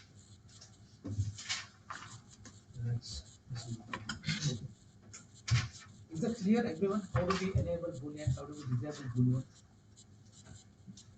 Please finish that exercise on page number 140. Those who are using the PDFs, right? For you guys, it is page number 134. Please go finish that exercise fast. And after that, right, I'll show you SC troubleshoot server, and then one more small topic is that I'll try to finish.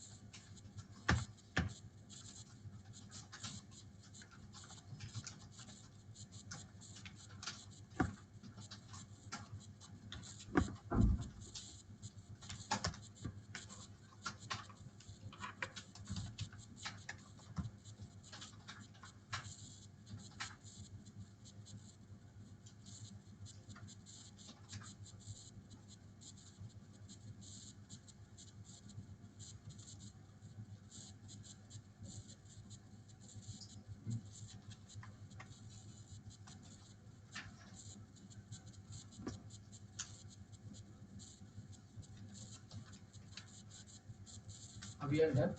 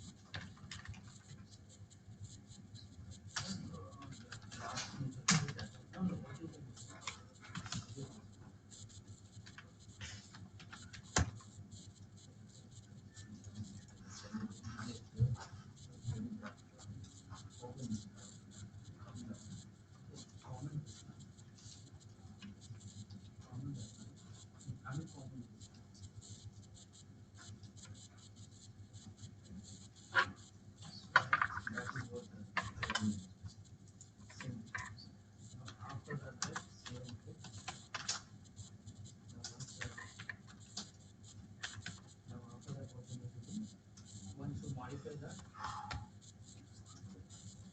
yeah, this is already done. The same thing we are doing. This is the thing what they want. They want you to uncommon this line and uncommon this, which you have done. With the left command you are doing that. After that, right, restart HTTP. You read the new configuration setting that you have made. After that, right, in the student user config, now you are doing that as a root user. After that, you must have to log in as student user. How do you log in? SU hyphen student become student user. Now create this public directory into the public underscore HTML. You don't need to do that because you're creating in the home directory only. You don't need to do that. Okay, now cd echo. This is student sum. This is student website. Some any content can be, but the file should be index.html. Right? This is what you added. After that, right, you need to view for Apache user to view into this directory. That is the permission which you are going to give. This is chmod 711. This is the home directory. Why? Let me show you. Let me show the home directory. Student user home directory. See, right? Only you can read or write or execute. Only for the group members and other people they are not having permission. Apache is going to run, HTTP will run as Apache user. So for the other users, we need to give me permission. Earphone 711, that is whatever we do. You see what you did for the group members and other permissions you give permission. Wherein they can see to the directory, at least to view that. Okay. Now, after that, right? After doing that one, you come here, try to access that one. Localhost.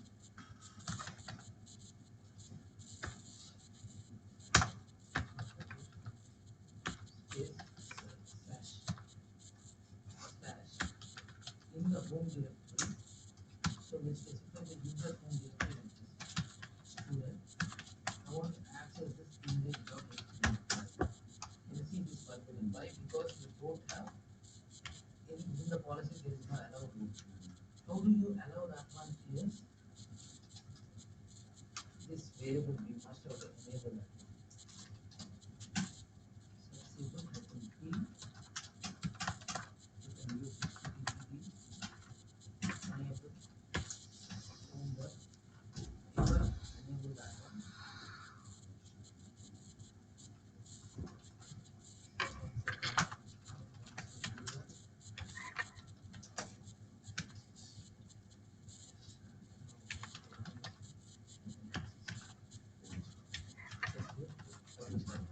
So guys, did you all finish the plan? Anyone is finding an issue anywhere, please tell me, I'll help you out.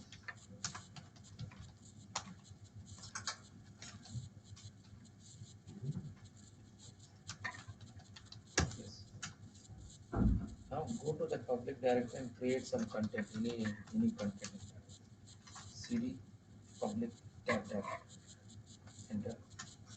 Now create this any index. Data can be anything. Yeah, just echoing, right? You are writing an output to that this thing.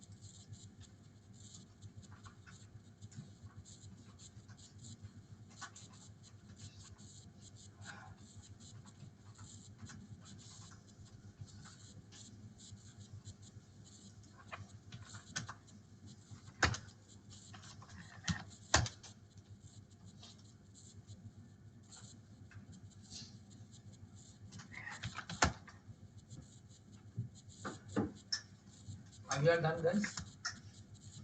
How about you? Saba, how are you going? I'm here. I'm just trying to create this on the home directory. I'm here. No, not in the students home directory. Okay, create that. Still in this one. I'm in the home directory. No, CD, I type CD. Now you're in the home directory. Now create that one. yeah, that's what I'm interested in. Okay.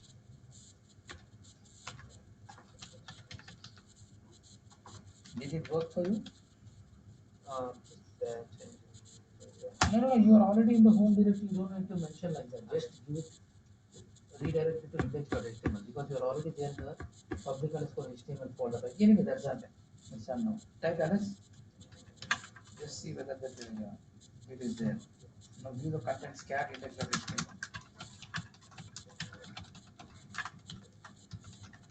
Got it? Now this is the content. Is that clear? Yeah. Now if I want to view this one, go a web page, open a web page and try to access it. Open, no, not outside. Within that server only because we did not allow. Select application, open Firefox, view that server details.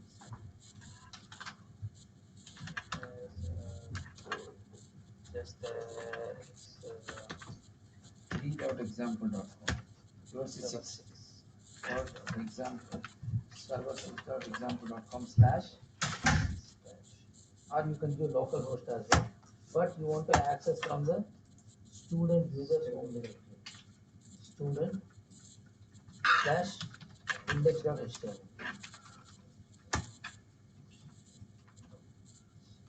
And forbidden access. So there is no, because the policy has not been enabled, it is not allowing you to access it. Come here. Now forbidden can be you have permissions for any other process to access it. You do have for the student users you have permissions because Apache user would run HTTP would run as Apache user. but you only give for the owner and for the group permission. What about the Apache? Comes to others. For others, they don't have, they cannot read, write, or execute. So what you need to do is you need to provide at least read permission, execute permission for that student folder. Got it? Now after providing this, we try to go and access that one. Refresh. Now even after this also we are not able to access after refreshing that one. Don't close that one. What is it? Okay. Now refresh that one. Refresh. Don't close. You're not able to access. Why? This is not the permission issue. This is an SLNX Boolean issue. Means that Boolean is not enabled. So right, what you need to do is you need to enable this. How are you, Sava? How are you going? Yeah, it's same for Boolean. So I'm going to try from here. Yeah, set symbol. First I'll see get symbol. It is not enabled. That's what you were trying to prove that one. Yeah, correct.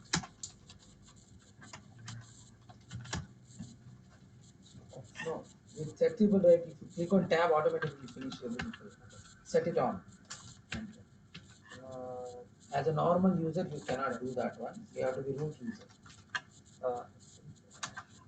After coming right, you must have to come back as to the root user. Or use sudo, where you can exit that. You're ahead. Now after that, just select copy and paste that one. Middle click. No need to copy that one. Just use the middle button. Yeah, I'm able to see that after Got it? After Everyone, Boolean everyone enable. finish the exercise? Let me go to the next topic. The next topic is troubleshooting SLNX. Got it? How do we troubleshoot any issues in SLNX? Disable it. Now, right, what I have done is, for me, I have resetted my machine. What I have done is, I have installed HTTP and then I created a file, index.html, then I moved that file to where.html. Got it? Yeah. When we create a file in a directory and if you move right, the context would not be set properly. With the move command.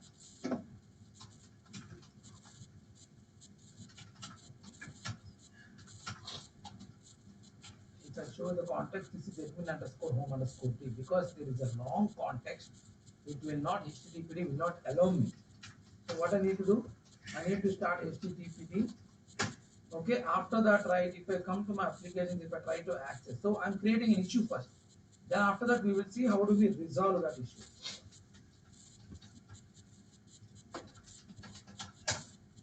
Can you say I'm just getting this one? Instead, let me do that index.html. Can you see it is giving me a general permission denied error? Means what? Am I not able to add, do I not have read permissions?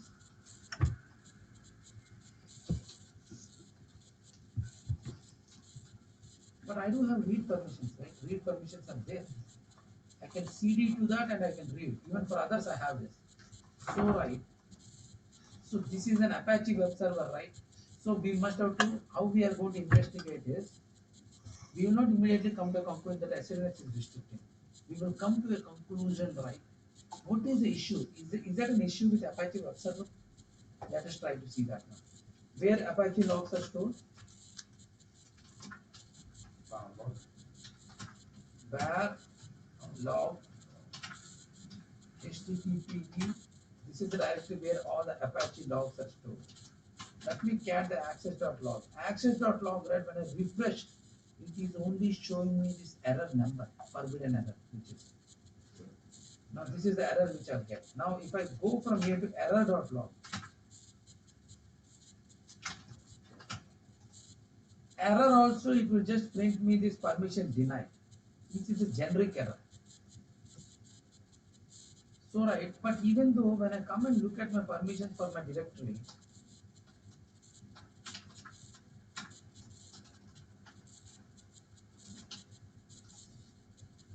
when I come and look into my directory, right, for HTML directory, I have read-write access. So this cannot be a permission issue. Got it? This is a conclusion which I'll come to. Because can you see a read and execute permissions are there. Apache can CD as well as you can read the contents of that. Got it? Now, it has to be an SLNX context. Now I'll come to a conclusion. Would it that be an SLNS context issue? Let me go and check. How do I, where Apache logs are stored? Apache logs are stored in, Bar log, HTTP. no, where log, they are Apache, sorry, SLNX logs, SLN. audit, inside that one there is a file called as audit.log, it will store that one.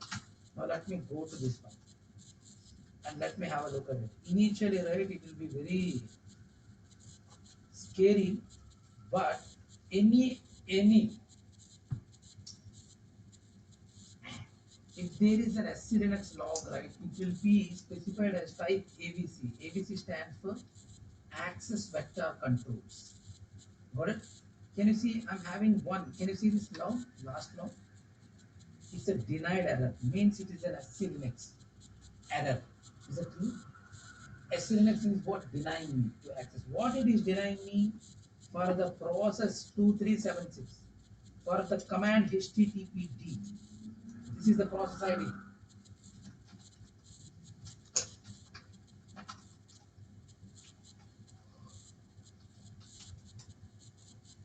What is the process 2376? This is the process.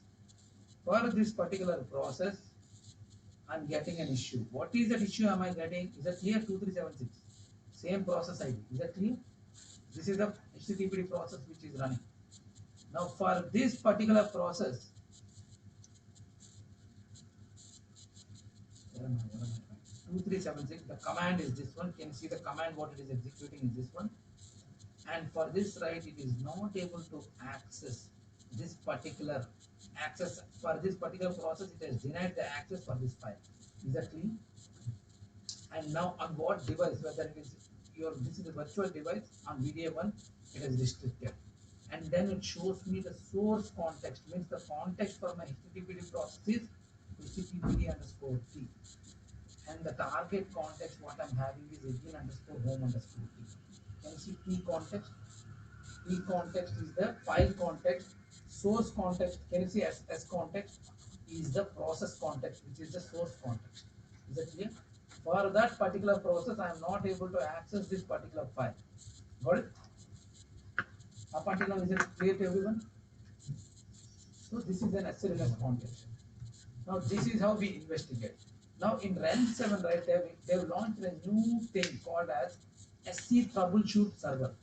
If you install that server, right, it will generate a log into Verilog messages along with the UUID with SC alert. Now let me go to Verilog messages and let me go to the bottom. Can you see here it is showing you the SLNX error? Now it is going to tell you. So the SLNX is the one which is preventing, and it is also giving you, it will run a plugin script.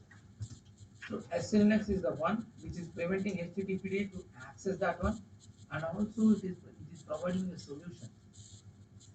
If you want, right, with 100% confidence, it is providing a solution. It is telling you if you add a new policy, automatically it will allow you. And apart from that, right, it is also telling you something. If you run this command, see alert on this particular UUID, it will show you the entire SLNX log as well. Let me come and let me run on this page. Can you see? This is the SLNX error along with the plugin, whatever it is suggesting, it is going to show me here. So the source context, which is my HTTPD process context, is HTTPD_T, and the target context is this one, and the target object is a file, and the source is a process. This is the process on this particular host. I am not able to the policy type and the mode of SLNX and whatever the host name of my machine, all these details. Can you see a raw audit messages? In the vector messages, it tells denied for what? For the process, whatever is running, because of so and so, it has denied. Is that clear? This is how we investigate. Now, There was that bit on the bottom that says hash. which means that Just right on the bottom, just above where the cursor is. 2 lines, down, and dash. hash. Yeah, what does that mean? hash indicates the HTTPD. It can be any of these contexts. Okay. No. For your HTTPD, right, the process, this is HTTPD underscore T context. Yeah. And for your file, /var index.html file, this is the admin underscore home underscore P is the context for that one. Yeah. So your get attribute has been denied because of that. Is that clear? Yeah. Now see, if I want, right, I can go to this particular directory, I can change the context, right, chcon, or I can do the restore con command which will automatically allow me. But instead what I'm going to do is, I will run this one. I'm not going to change the context, I'm going to, this command what it will do, it will create a new policy.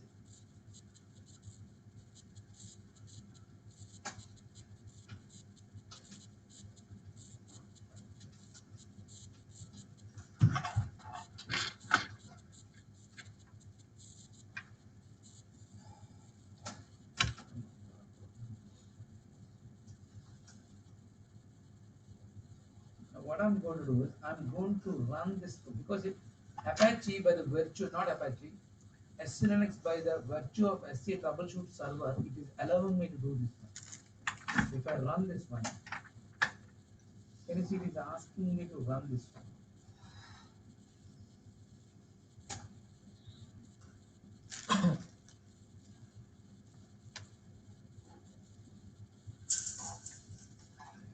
So what it will do, it will create a new policy.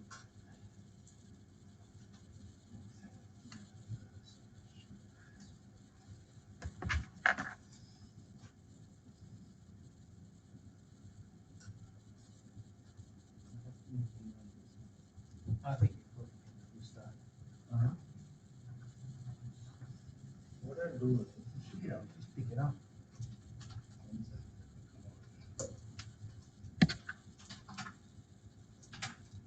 let me come, let me catch this messages file where I put the end. So right, this is the selinux and this is the thing which is asking me to allow. Let me create that one. After that, let me run this.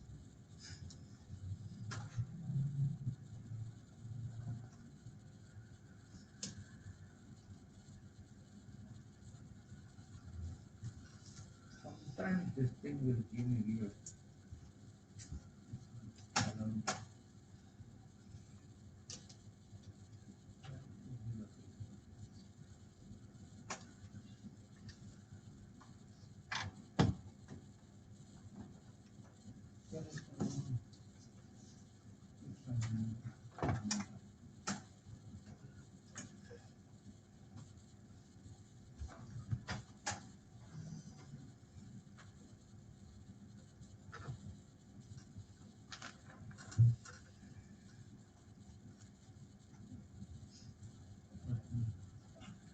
Can you see here? Now it has applied the policy. Is that clear? Now look at the fun part here.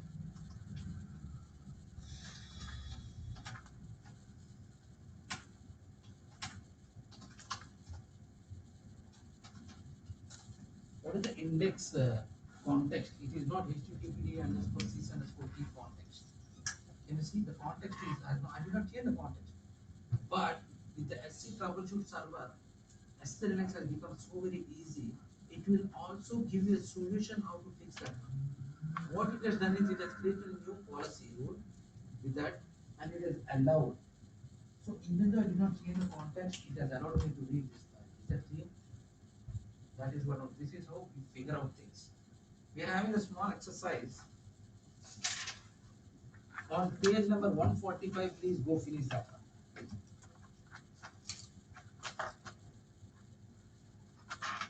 So this is an extension of the previous exercise which you did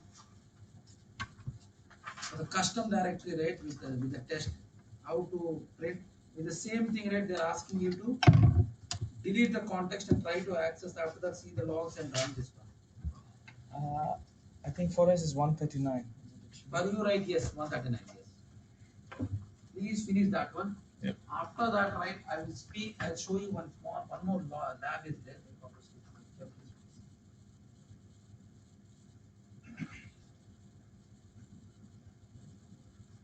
So you are practicing everything on server machine only, right?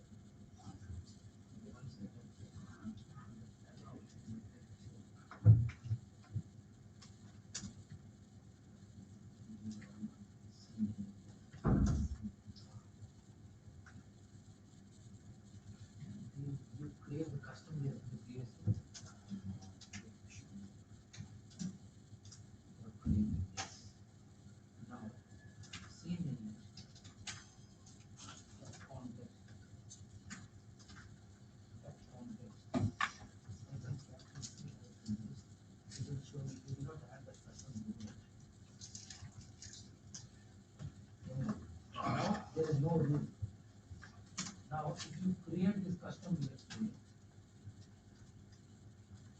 you create an index for HTML. They are the index for HTML. Now, like what we need to do is we are asking you. If you try to access this one, our business. Yeah, if you want the mouse, right, move to this corner, you get that the mouse in that window. Okay, now. Yeah. So what I want to show you is now if I try to access my web page, it is only showing me the student. Instead of but try to access my digital HTML. Can you see? There is no digital HTML. So you modify it.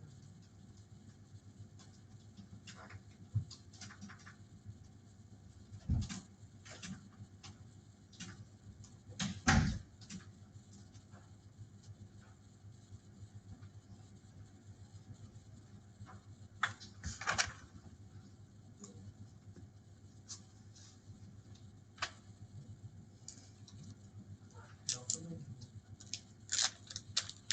this has to be changed to instead like what you do, you don't modify it.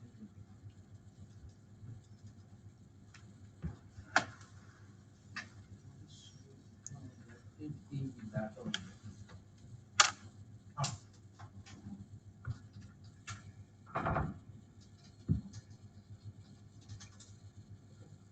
I'm restarting instead of customer, I'm looking to that, I'll get only that system. Do you have any messages? You don't have it. Now instead of creating here, what I'm going to do is, to go my world, I'm going to create a file that index.html.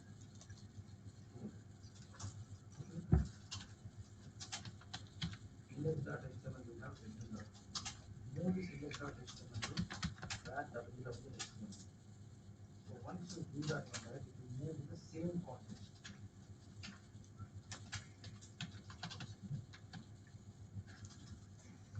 Got it? So this is an issue where it will not allow. Now, okay, go to that. So if I go and check this one, right, I'll get an error as permission data. Now if I want to view that error, you have to follow the sequence of that and what does that do? They're asking you to go to Verilog messages and directly.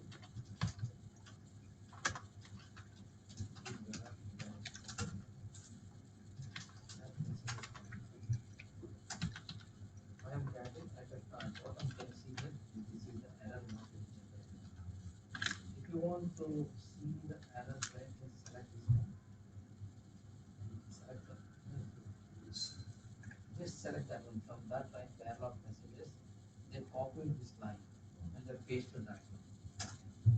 You see where it should enter SMS along with the suggestion code you must. Yeah. I see alert will show you as a log. So this is the issue what they're doing. This is the issue what you are getting for your system. Okay. So what it is doing is it is not allowing because the target context is admin underscore home underscore key, it is not even allowed. I can change the context as well. If I come to my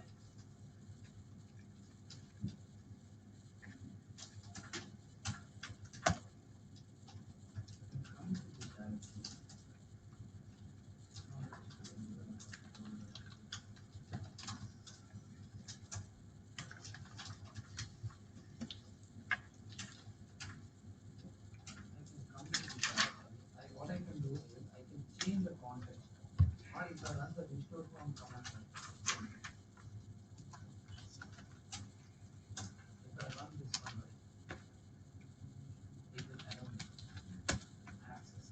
what I'm going to do now. Oh my.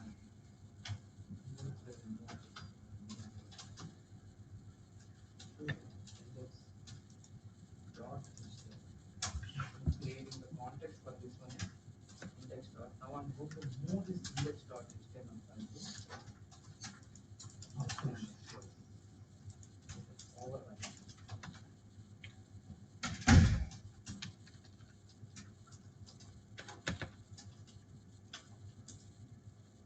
Before the context is wrong, it will not allow me.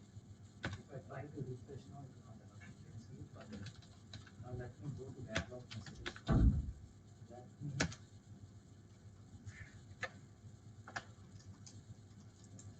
add the contents of messages. Once I come down, this is the SA thing which is preventing. And it is also giving me, I don't need to change the context, the chrom command. If I run this right, it will create a policy for me and it will allow access as well. I don't need to change the context.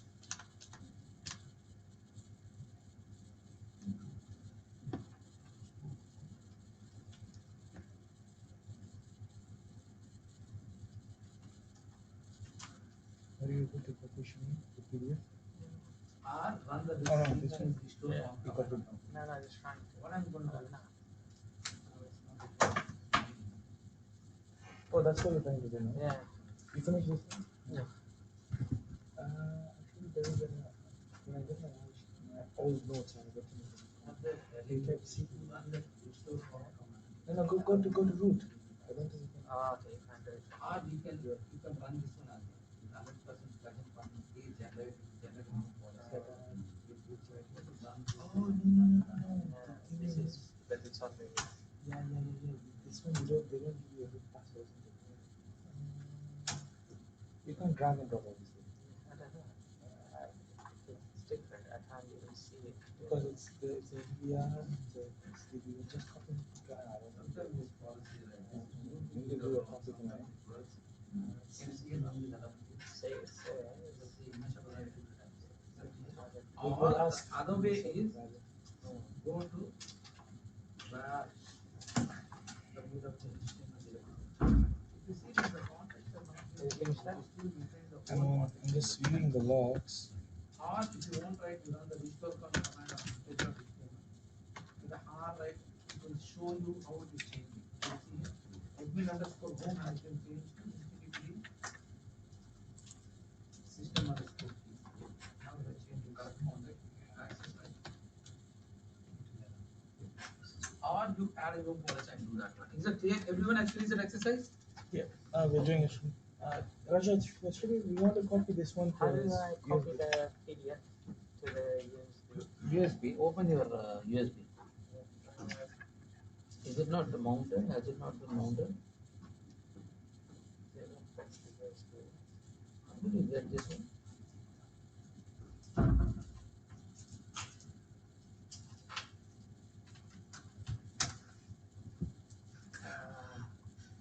It's not mounted. Okay, don't worry. We'll see that once I finish Okay. that. Yeah. Okay, guys. Now let me discuss the last topic for today. After that, right, I'll give you a USB. I'll copy it from here and I'll Okay. copy. Okay. Now look at the board, everyone, please. So, did you all finish the exercise? There you go.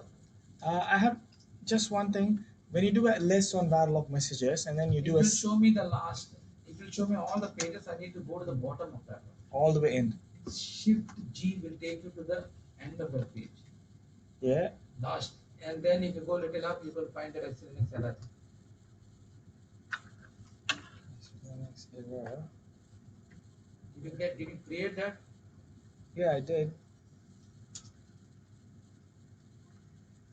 Anyway, I'll discuss that with you at a later point of time, but let me finish this one. Now the last topic for today, right, which I want to discuss, I might extend some time. I'm requesting you guys, I need some more time. So Yeah. before I start this lab, right, I want to, every one of you, right, reset your server machines. Please reset your server machines and run this command, lab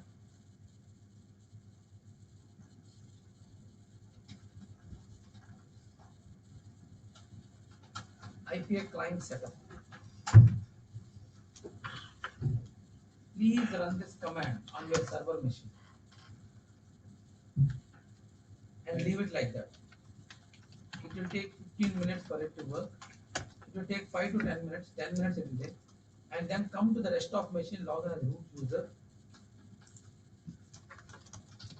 Now this practice everything, run that lab IPA client setup on the server machine as root user. On the client machine, right, please log in, that's it. Now let me continue the last topic for today. Last topic is connecting to network defined users and groups using identity management services. Got it?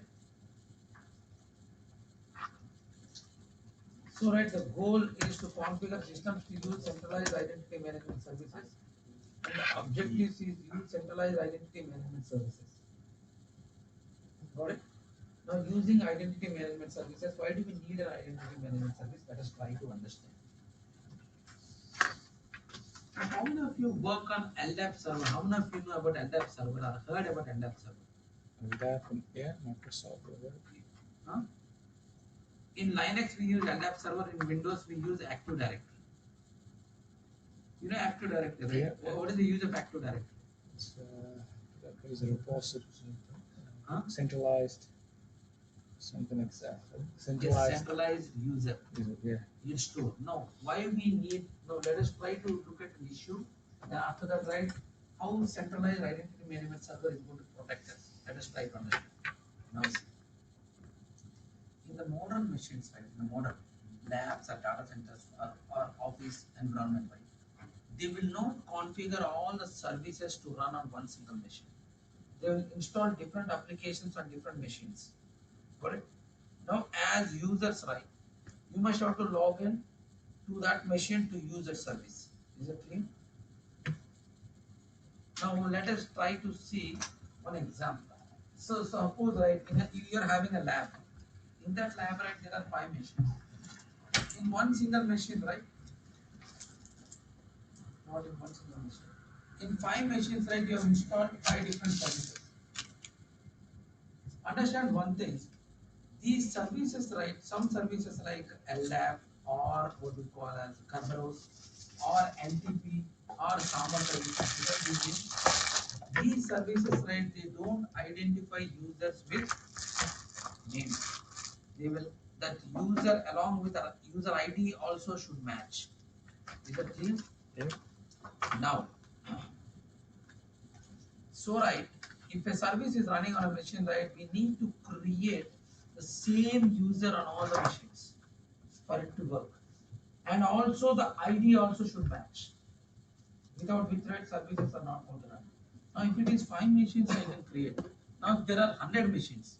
In every machine, different service is running and that service, right, wants the same user to be created with the same ID. Mm-hmm. Got it? For it to work. For it to allow access. Right, managing users in one single machine, I can create and I can manage. If it is 10 machines, even then I'll manage. If there are 100 machines and there are 100 users in a machine, in each machine, can I manage? And also, most of the services require user IDs. These IDs also should be exactly similar to the user. But mapping should be there, without which it will not allow me to use those services. Is that clear? This is where a central identity management server would come for our rescue. Got it? Now, what central identity management server would do is, rather than storing the user information, and also one more example. If you are a roaming user, one day you are sitting in this place, other day you want to go to another place. Was it difficult to understand? No, no, You are discussing something. no, that's okay. No, you stuck up with something. No, sorry. No worry. Use the selinux. Or something else, not related to the topic. Yeah, nothing was wrong. Okay. So right, if you are a roaming user, one day you are sitting in this machine, tomorrow, right, you go to another office and you have to sit. Then what I have to do? I have to create your user credentials in this machine. Whatever machine you are going to go, whatever office that you go and you work, I have to create your user there also, right? Yeah. Which is a very big headache. If you are a roaming user, one day you are in this country, other day another country, other day another machine. Every machine can I go and create for you? You can't. That is not practical, right? Yeah. So these two issues, managing users is a very daunting task. So right, this is where central identity management comes for our rescue. Now what central identity management server will do is, rather than creating the user accounts on a single machine or on a machine, what it will do is, it will create one on a particular machine. It will create whatever other machines that are there within that network. Within that network, whoever wants to use that user, they will connect to this machine and they will retrieve that user and they will start using it as if that user is locally created on top of your machine. Is that clear to everyone? Got it? Understood? Now, what I can do? What are those? I mean, what are those applications which will give me this network users or centralized users? Which applications will give me that? So in Linux, we can use either LDAP or IPS server.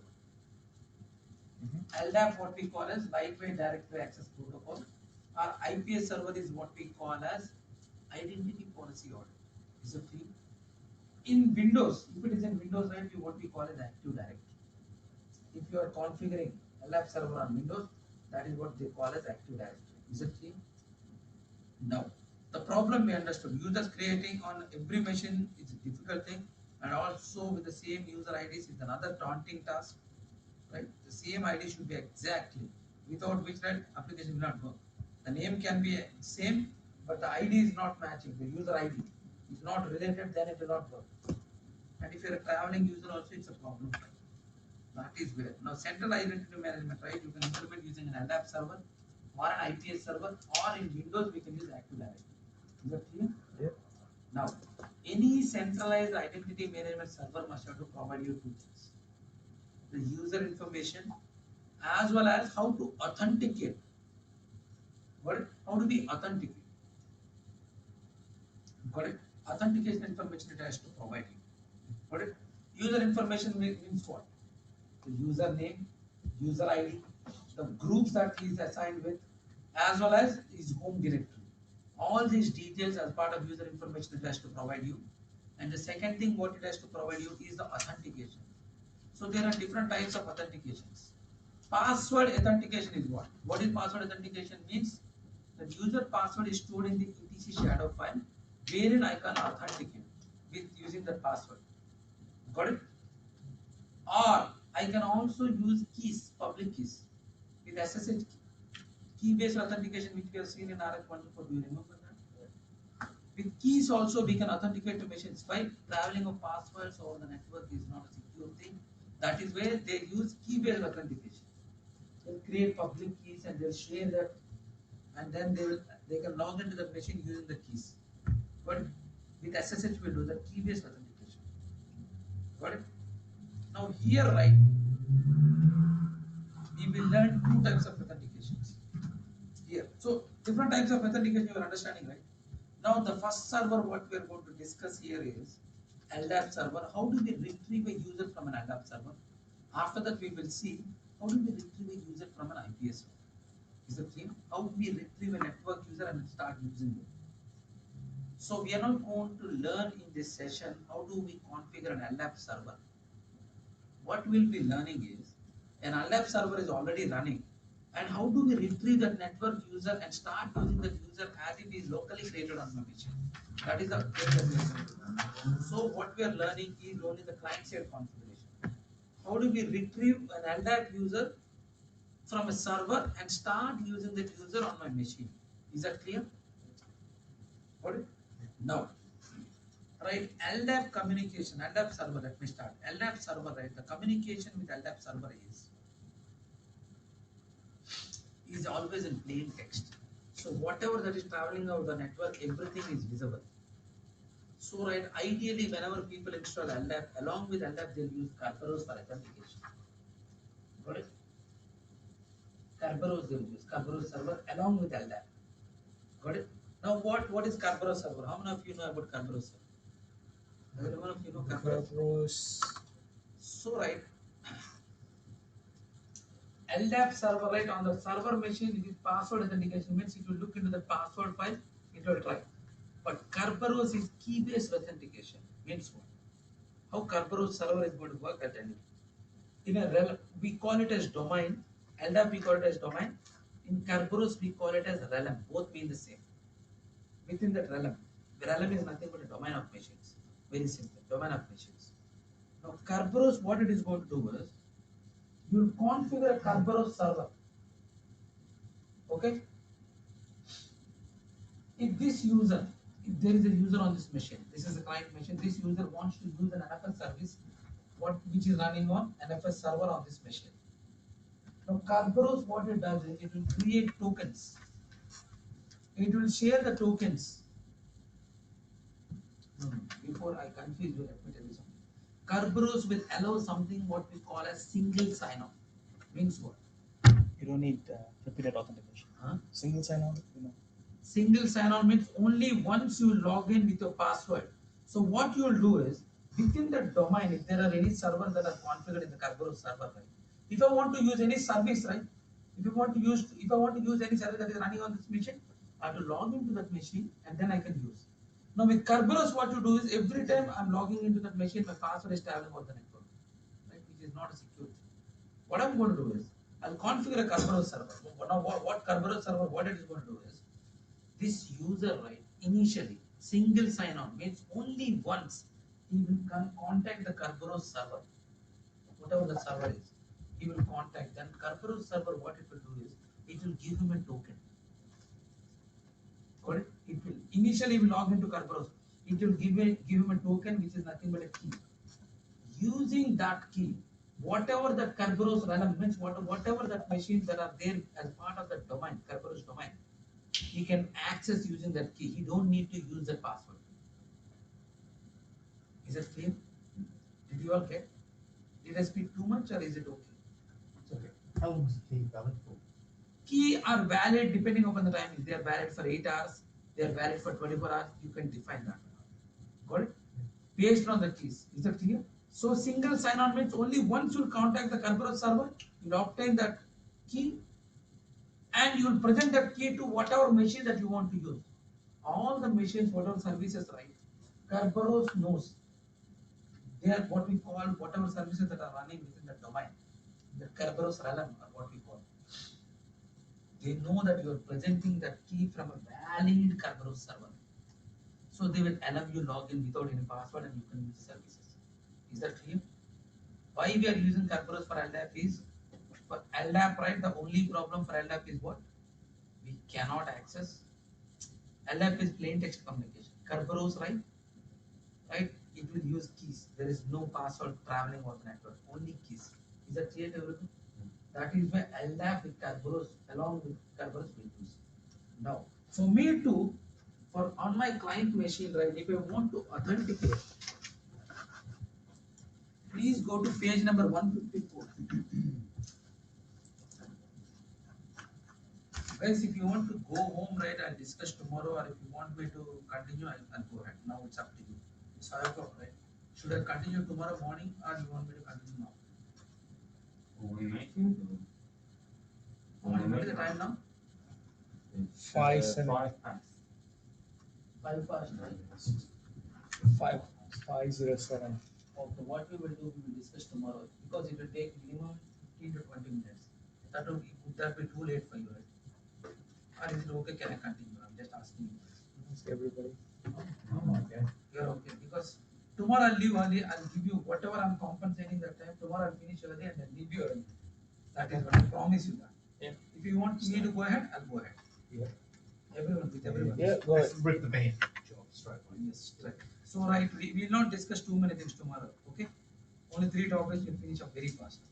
And so right, so if I want to retrieve that network user, mean that LDAP user from the LDAP server and start using as if that user is local to my machine, from on the client machine, right? On the client machine. Any machine, can be any machine. So I want to use this machine, I want to connect to my LDAP server and I want to retrieve that user. Got it? How do I do that? On the client machine, what are the configuration settings I have to make? Now look at here. If you go to page number 154, I don't know in your book, in your PDF, what is that? Yes. This is the thing. Attaching a system to a centralized LDAP and Kerberos systems. Got it? Now, if I want to attach a machine with LDAP and Kerberos, right, on the client machine, what are the configuration settings that I have to do? If you see, right, can you see etc open ldap.com and etc krb5.com, etc ssd.com and etc nss switch.com, pam.d open ldap.ca.search.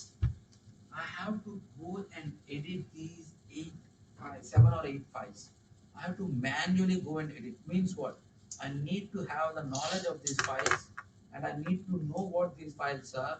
I need to go and manage. Now I'll tell you about each file, what each file contains. Can you see etc open ldap.conf file? This is the client side LDAP file. In this file, what we will store is 3 things. One is the LDAP server details to whatever server I want to connect will store. And then the base DN. Base DN is nothing but base distinguished name. LDAP tree. What we do you know about? Have you ever heard about LDAP tree? LDAP, it stores the information in the form of a tree. So right from where I need to read that user information, from where I need to start searching for that user information is what we specify in the base DN. Got it? And then that CA certificate also I need to provide, which is nothing but LDAP is plain text. If I want to communicate with encrypted thing, right, I'll use that CA certificate as well, which I need to provide in that file. Now the next file, KRB file. In the KRB file is a client configuration for Kerberos server. In that file, what we will store is the Kerberos server details along with the realm is nothing but the Kerberos domain. Kerberos server is nothing but KDC, nothing but what we call key distribution center. Is nothing but your Kerberos server details will store, and then the domain details means nothing but your Kerberos realm will store those details, and the third details what you will store in that one is the Kerberos admin servers. If a user wants to change the password, right, this Kerberos admin server can be the same KDC server as it can be on a different server as well. So Kerberos admin servers, why we store them is if you want to change the password of users, right, we will change it on the administration servers. Is it clear? We will store that information. And after that, right, can you see etc ssd.conf file?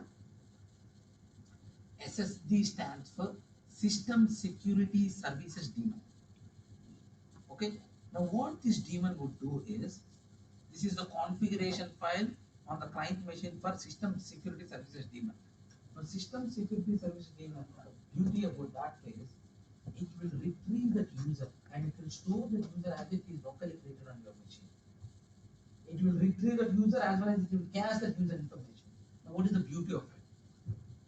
Even the server, LDAP server from where you are retrieving, by default it has some issue, it is shut down. It is shut down. Once it will retrieve, and not only it will retrieve, it will cache that user information. So what is the beauty of it is, I can use that user even my Kerberos server or my LDAP server is shut down. Is it clear? It will not only retrieve, it will retrieve the user information, means user home directory, everything it will retrieve. It will store as if they are locally created on my machine. Is that clear? Got it everyone? That is the use of SSDT. And can you see his name NSS switch? NSS switch stands for name security and NS switch. It is not NSS switch, NS switch. Name service switch it is. Now in that file, right, we will define where to retrieve the user information first. Got it? Where to retrieve, whether it is from etc password file or use the SSD daemon wherein I want to retrieve that user information. That is what we will define in that one. Can you see etc pam.p are nothing but pluggable authentication modules. We will define in that, right, what we will define is how do we authenticate. We will authenticate using the etc password file, or we will authenticate using the keys, or you will authenticate with the Kerberos server. How you are going to authenticate, where you are going to get that user password. That is what you will mention. And after that, can you see here open ldap.ca.search? It's a certificate authority which LDAP server, when you configure, right, for the clients to connect to the LDAP server, right, it will create a certificate and it will share with all the clients. For every client mention, it will create a certificate. Why? And it will give that to the client machines. The use of that certificate authority certificate is the client should know that they are connecting to a valid admin, I mean valid LDAP server. To for LDAP server to validate you that you are a valid, genuine user who is coming and contacting me, if that user publishes that certificate, then it will come to know, yes, it is coming from a legitimate source and I can allow access to my service. Is that clear? Got it? Now these many files are there. You need to have the knowledge about every file. Can you do that? You cannot do that. It is extremely difficult. That is where they have given us the next tool. Can you see here auth config tools? And the next thing what you'll find is 3 auth config tools. Now the first one is auth config. It's a command line tool wherein you need to provide all the options like the LDAP server, the Kerberos server, the Kerberos realm, all these things as a command you will supply for the auth config command. Can you see the next command is auth config TUI. TUI stands for text user interface, where it is going to give you menu driven interfaces with which you need to provide all the details. And the last and the final one, auth config GTK. GTK stands for graphical toolkit, where it will give you a graphical interface wherein you can go and connect with the LDAP server.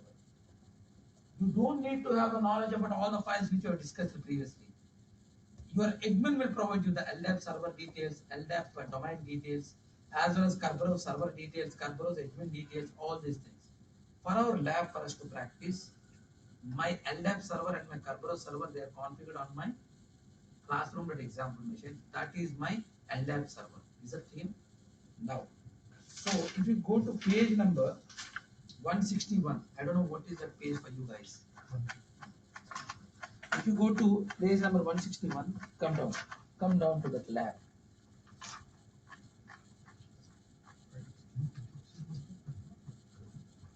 Can you see? Yeah.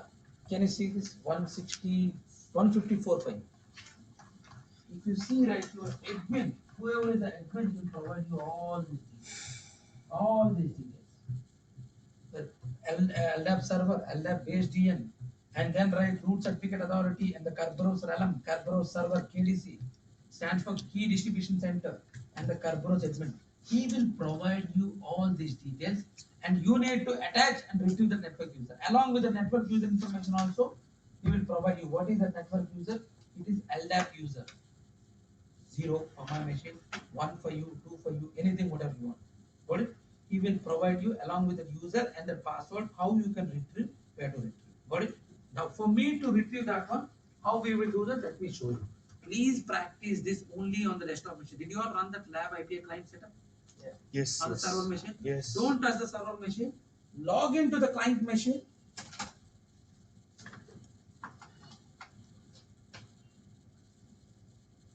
And see this.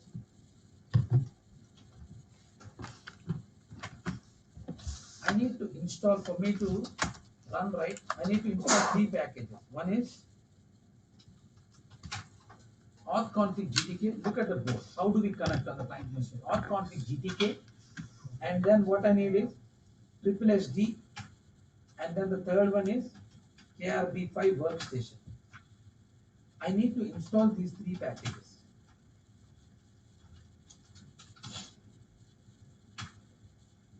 I need to install. They will install a lot of packages, lot of files. Why do I need them? Auth config is for configuring LDAP, and the second one is triple HD daemon is for retrieving and caching that user information. KRB workstation, KRB5 workstation is there, right? It is going to give me the etc KRB5 configuration file where I store the Kerberos settings. Is that clear? Now see this one. Now look, everyone look at the board once. Now let me show the contents of each file.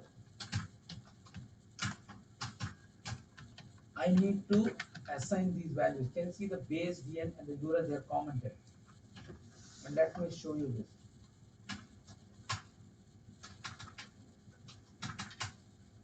Can you see I don't have any configuration file. I don't have this file. Look at the board, please, everyone. You can do that later. Look at the board. First try to see. You'll understand everything. Can you see the configuration file is not there? Let me show you the Kerberos file as well. Can you see this is the domain wherein I had to provide these lines are commented. I had to know all these details where what to modify. Without any knowledge, how I can do it? Auth config I can GTK. Now this is what it is going to give me this window. Now it has 3 tabs. I'll tell you the usage of each tab. Can you see this identity and authentication is the first tab? In this one, right, user account information. What did I tell you? In each centralized server has to give you 2 things: the user information and the authentication information. In the user account information, you specify where to retrieve the user, and the user in the account information you specify where to retrieve the password. Is that clear? Now, if you specify local accounts only means what? Where will I retrieve the user information from? What? From where will I get it? /etc password file and retrieve. Instead, if I want to use LDAP server, I'll select LDAP. Can you see? Now these are the details it will prompt for me. So what is the base DN for my LDAP server? DC equal to example. Can you see on that page? He has given you DC equal to com. Your admin will provide you. And what is your LDAP server? Your LDAP server is LDAP, or I can just do classroom. You don't need to mention. You can just give classroom.example.com. Okay. And also they will give you TLS certificate. That what we call as root certificate authority. Where is that? They said on my classroom machine I have this one. So let me open that portal.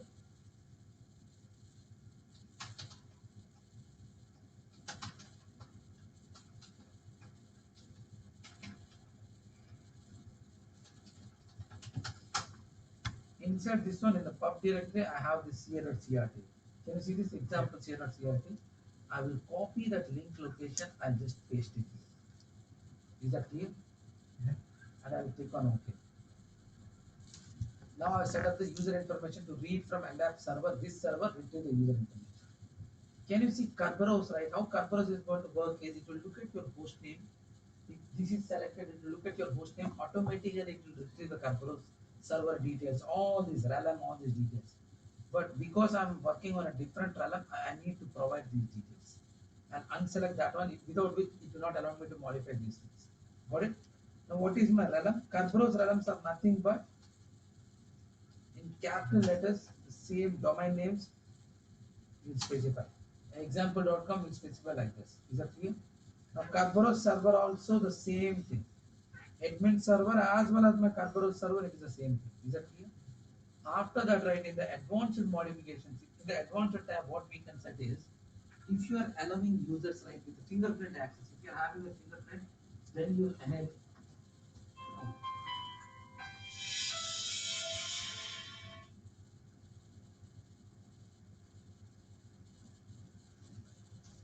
Did you send or something?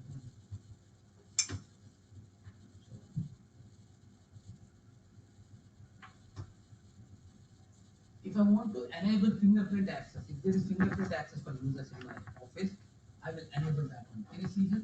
If I want to use local, I'll use enable this one. And the password hashing available. Got it? If it is local.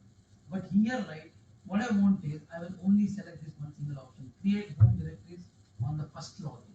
So once I log in, right, I want to create that home directory, whatever network user which I'm retrieving from LDAP server, I want that home directory to be created on my machine. Who's going to create this one for me? Triple SD daemon, it will go, it will retrieve the user information, it will create that for me. Is that clear? Now see, I will select this one. This password option will not use if you are retrieving, if you are storing users on the local machine, we will set up all these things. Is that clear? Now, after modifying these things, I just click on apply. It will take some time. Now it is properly applied. Now if I want to retrieve that user information, now I want to show you the user which I'm going to retrieve is LDAP user 0. So right, now I want to show you something. Am I okay? Are you okay? Thank you. So grab LDAP user, LDAP user.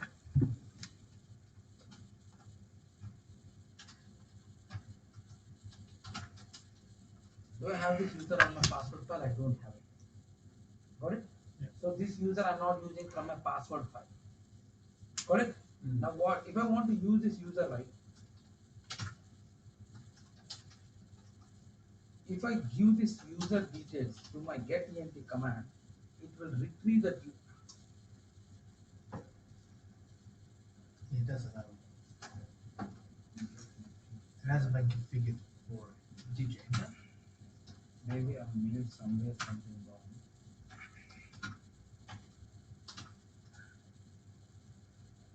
Oh, I made a mistake. I need to do this dot classroom dot example. That is very wrong. Now if I run that one, can you see here? It is retrieving it. Is It's it like clear? magic. Now look, let me show you that one. It has contacted my LDAP server, triple HD daemon, and it has retrieved. Can you see that user is not there in the password? Yeah. Now, got it? Now see, if I want to log in as that user and if I want to start, what did I select here? Can you see on first login, create home directories on first login? Can you see? Because I've selected, if I log in to that user with the password for LDAP user is Kerberos for any user. If I want to log in our lab, we set up that one. Once you log in with the username and password, it will automatically create a home directory for you. Now see. We are only having student user. Once I connect to that server, automatically on first login it will create that user. And one more thing. Previously, what did I show you? Previously, open LDAP configuration file. Can you see here? Previously, these lines were commented. And now these lines got added properly. Can you see? This is the LDAP server and this is the base DN. Now let me show you. Previously, when I showed you this triple SD, this file was not even existing. Can you see this file got automatically created? Auth config tool we have created with all the settings. Let me show you that one. Can you see here? This is the LDAP base search and this is the Kerberos server, and then right where you are getting the user details, everything automatically it is configured for me. Can you see the URL where to get that user? LDAP server. All these parameters it is automatically configured. Who is configured? Auth config tool. Got it? Now if I want to retrieve that user,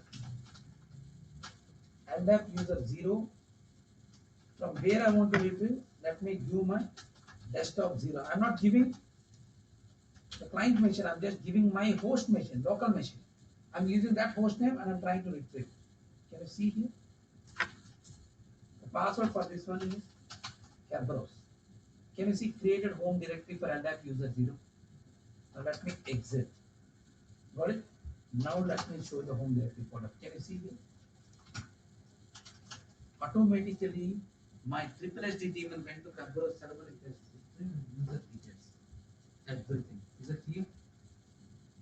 Now, if I want to use this user, I can happily use it. But before using, what I want to do is, I want to reboot my machine. Then I can start using as if this user is local on my machine. Oh, it's booting up. Why do you use system control to reboot it? Huh? Why do you use system? It's a command line tool with which I can reboot. System CTL reboot. Yeah, I It's a just command. put shut down minus R. Shutdown is for shutting down, reboot. On day 4, I'll discuss these things, you'll understand better. Just wait for day 4. Okay, can you see this?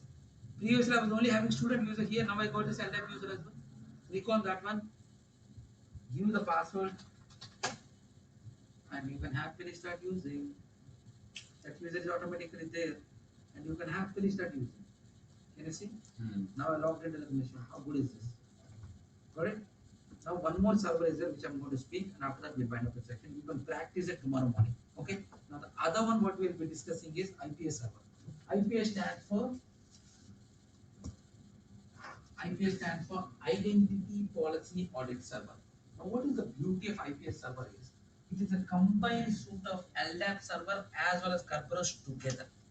So you don't need to build LDAP server separately, Kerberos server separately. No.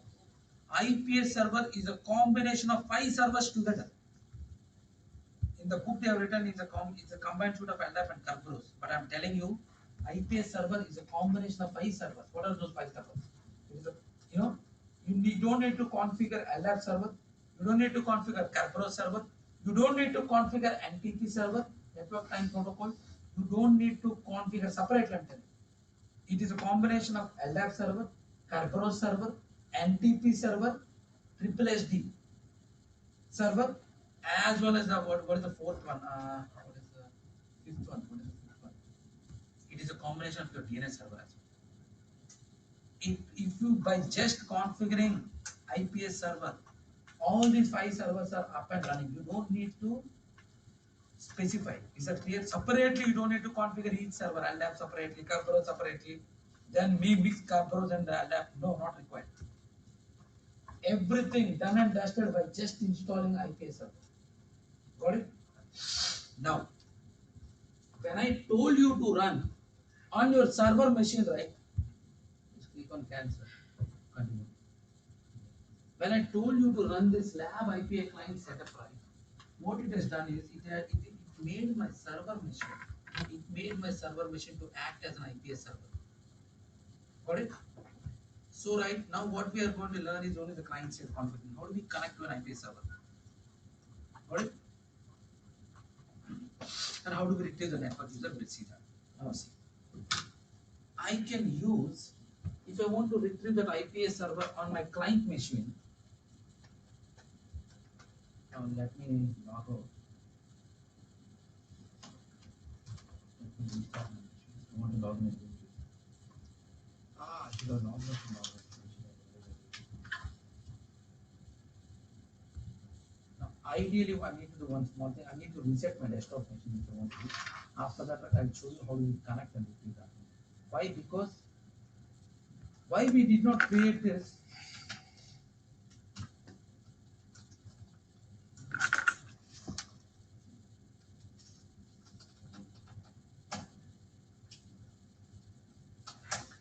Can someone tell me why we did not create this IPS server? Why we are using on the server machine? Why we did not create on the classroom server itself? Why? You cannot have Kerberos IPS server and LDAP server and Kerberos server in one single thing. Why? Because IPS server by itself is going to create everything. That is why we did not create on the classroom server. That is why we gave this lab script which will create the IPS server on your server machine. Now after setting up, right? If I want to retrieve that user on my machine, right?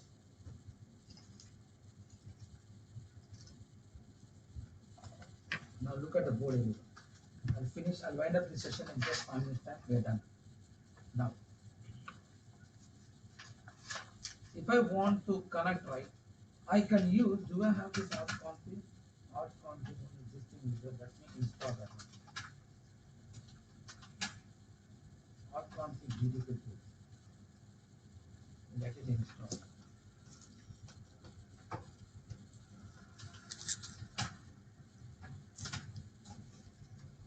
If I want to retrieve that network user in the user database, I can specify IPA version 2. Then I need to provide all these details, domain, everything. Is that clear? I can do with that one. But instead, right, I can do with that, but I need to know what is the LDAP server, what is the Kerberos server, all these domain details, every damn headache I need to do. But the beauty of IPS server, they are given one command line tool, which right, we can retrieve all the information. Now let me, for that, right, we need to install one client package, what we call as IPA client install. You need to install this client package. I'll show you the command. Can you see here it is installing my SS triple SD, all the details that are required. Everything it is all installing for me. The command what I run is IPA client install. This is the it will give me the client package to install. Is that clear? Now look at the fun part. Now the command that what it is going to give me is it is going to give me this client IPA client install this command. This is the command it is going to give me. Now understand how this command is going to work is it will look at my machine's host name. If you look at my machine's host name, if I run, and then right, it will retrieve the Kerberos details, realm details, domain details, everything it will retrieve. If that machine is also within the same domain data type. If it is not, then I need to provide the domain details. Now let me show you that help for this command. Can you see this? These are the help. If the domain is not matching to my domain, I need to specify with that domain. And then I can specify the server, all these details. As well as, can you see this MK home directory? On the first login, please create, I can set this option for the user. Once I log into the user, automatically home directory will be created in the home folder. I can start using anytime.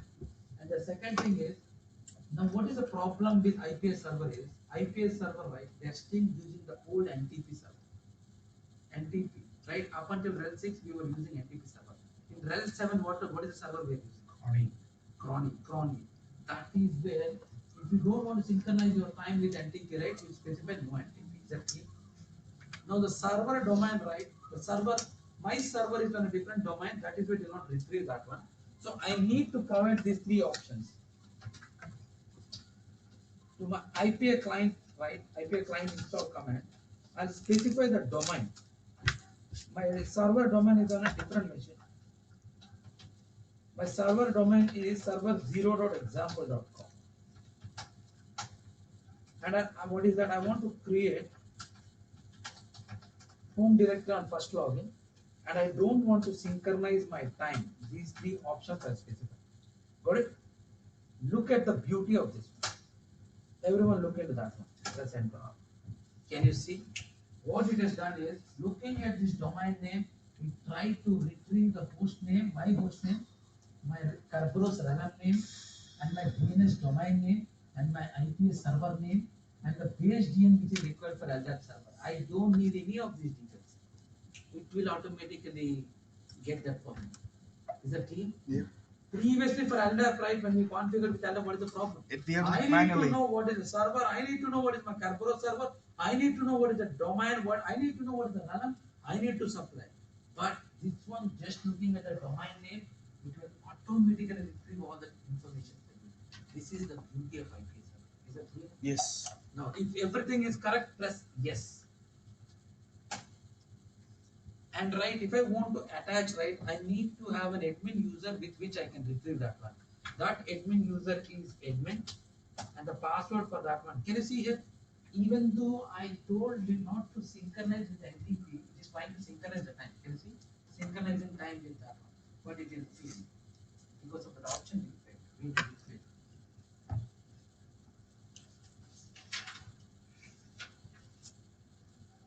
Can you see it has failed?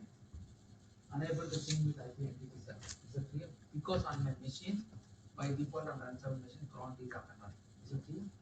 Now I need to give the password. For password for that one is Red Hat 123. Now look at the beauty of what has happened here.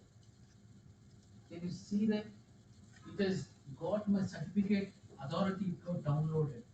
And can you see it has created my configuration file? As well as, can you see here, it has created this configuration file up and it is making running SST. And look at this etc KRB file configuration file for this particular realm, it has created that one as well. And also, right, what it has created, it has pinged to my server and it has sent my public host keys to my host keys to the server, wherein server can create new policies for that one. And also, right, what it has given me. Can you see here? The client configuration file, SSH, and also everything it is configured for me automatically. I don't need to know any of these files. It will automatically do that for me. Just what I need to know, if my client machine is in the same domain, automatically. If not, what I need to provide is that one. Is that clear? Got it, everyone? Now the IP user details, your admin will provide you. Got it? Now let me, the IPA user is SSH. Now before, right, let me grab that user. Grab IPA user is a user. From etc password, whether do we have that user? We don't have it. If I want to retrieve that user, now let me SSH. Before SSH, get ENT password. Can you see here? It has retrieved that user. Now let me log in. SSH IPA user at localhost. The password for this user is the same password, PASSWORD is the password. It is there in your labs. If I want to modify that initial and first login, they have given us to immediately modify the password. Now let me give the old password. Let me give the new password.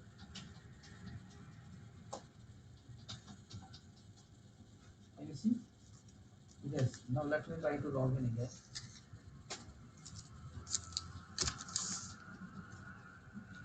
Can you see?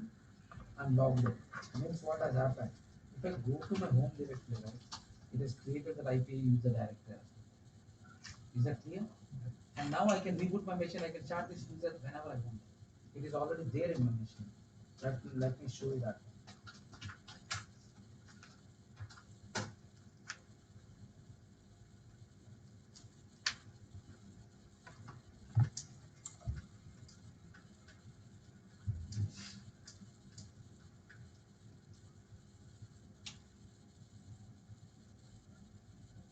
Can you see I got the IP user? I can log in. Start use that user as if is there local information. Is it there everybody? Tomorrow go home now. Tomorrow come back. Right? If you want to come little late tomorrow morning, Ranjita will come early. That is the only problem. Can someone inform Ranjita? Or what is the time you want to come tomorrow morning? Same time. Same time. But tomorrow I promise you, now I'm promising you because I've taken extra 40 minutes, I'll leave 1 hour early. I make this promise. Yeah, but we'll stay here for another hour. I promise I'll finish the tomorrow's topic. I'm going to finish it before 1 hour. Before 1 hour I'll finish. I promise that. That's all right. We'll do it at 5. Problem. What is? We can be at 5 tomorrow. No, not. I'm not telling you not to be on 5, but I promise you because I've taken extra time of yours. I'll compensate with that. Oh, that's all right. Don't You problem. know, if you want to stay back up until 5, I'll also stay with you. If you have any doubts, you can ask me. Okay. Tomorrow by 4 o'clock, I'll finish everything. I promise you. Because your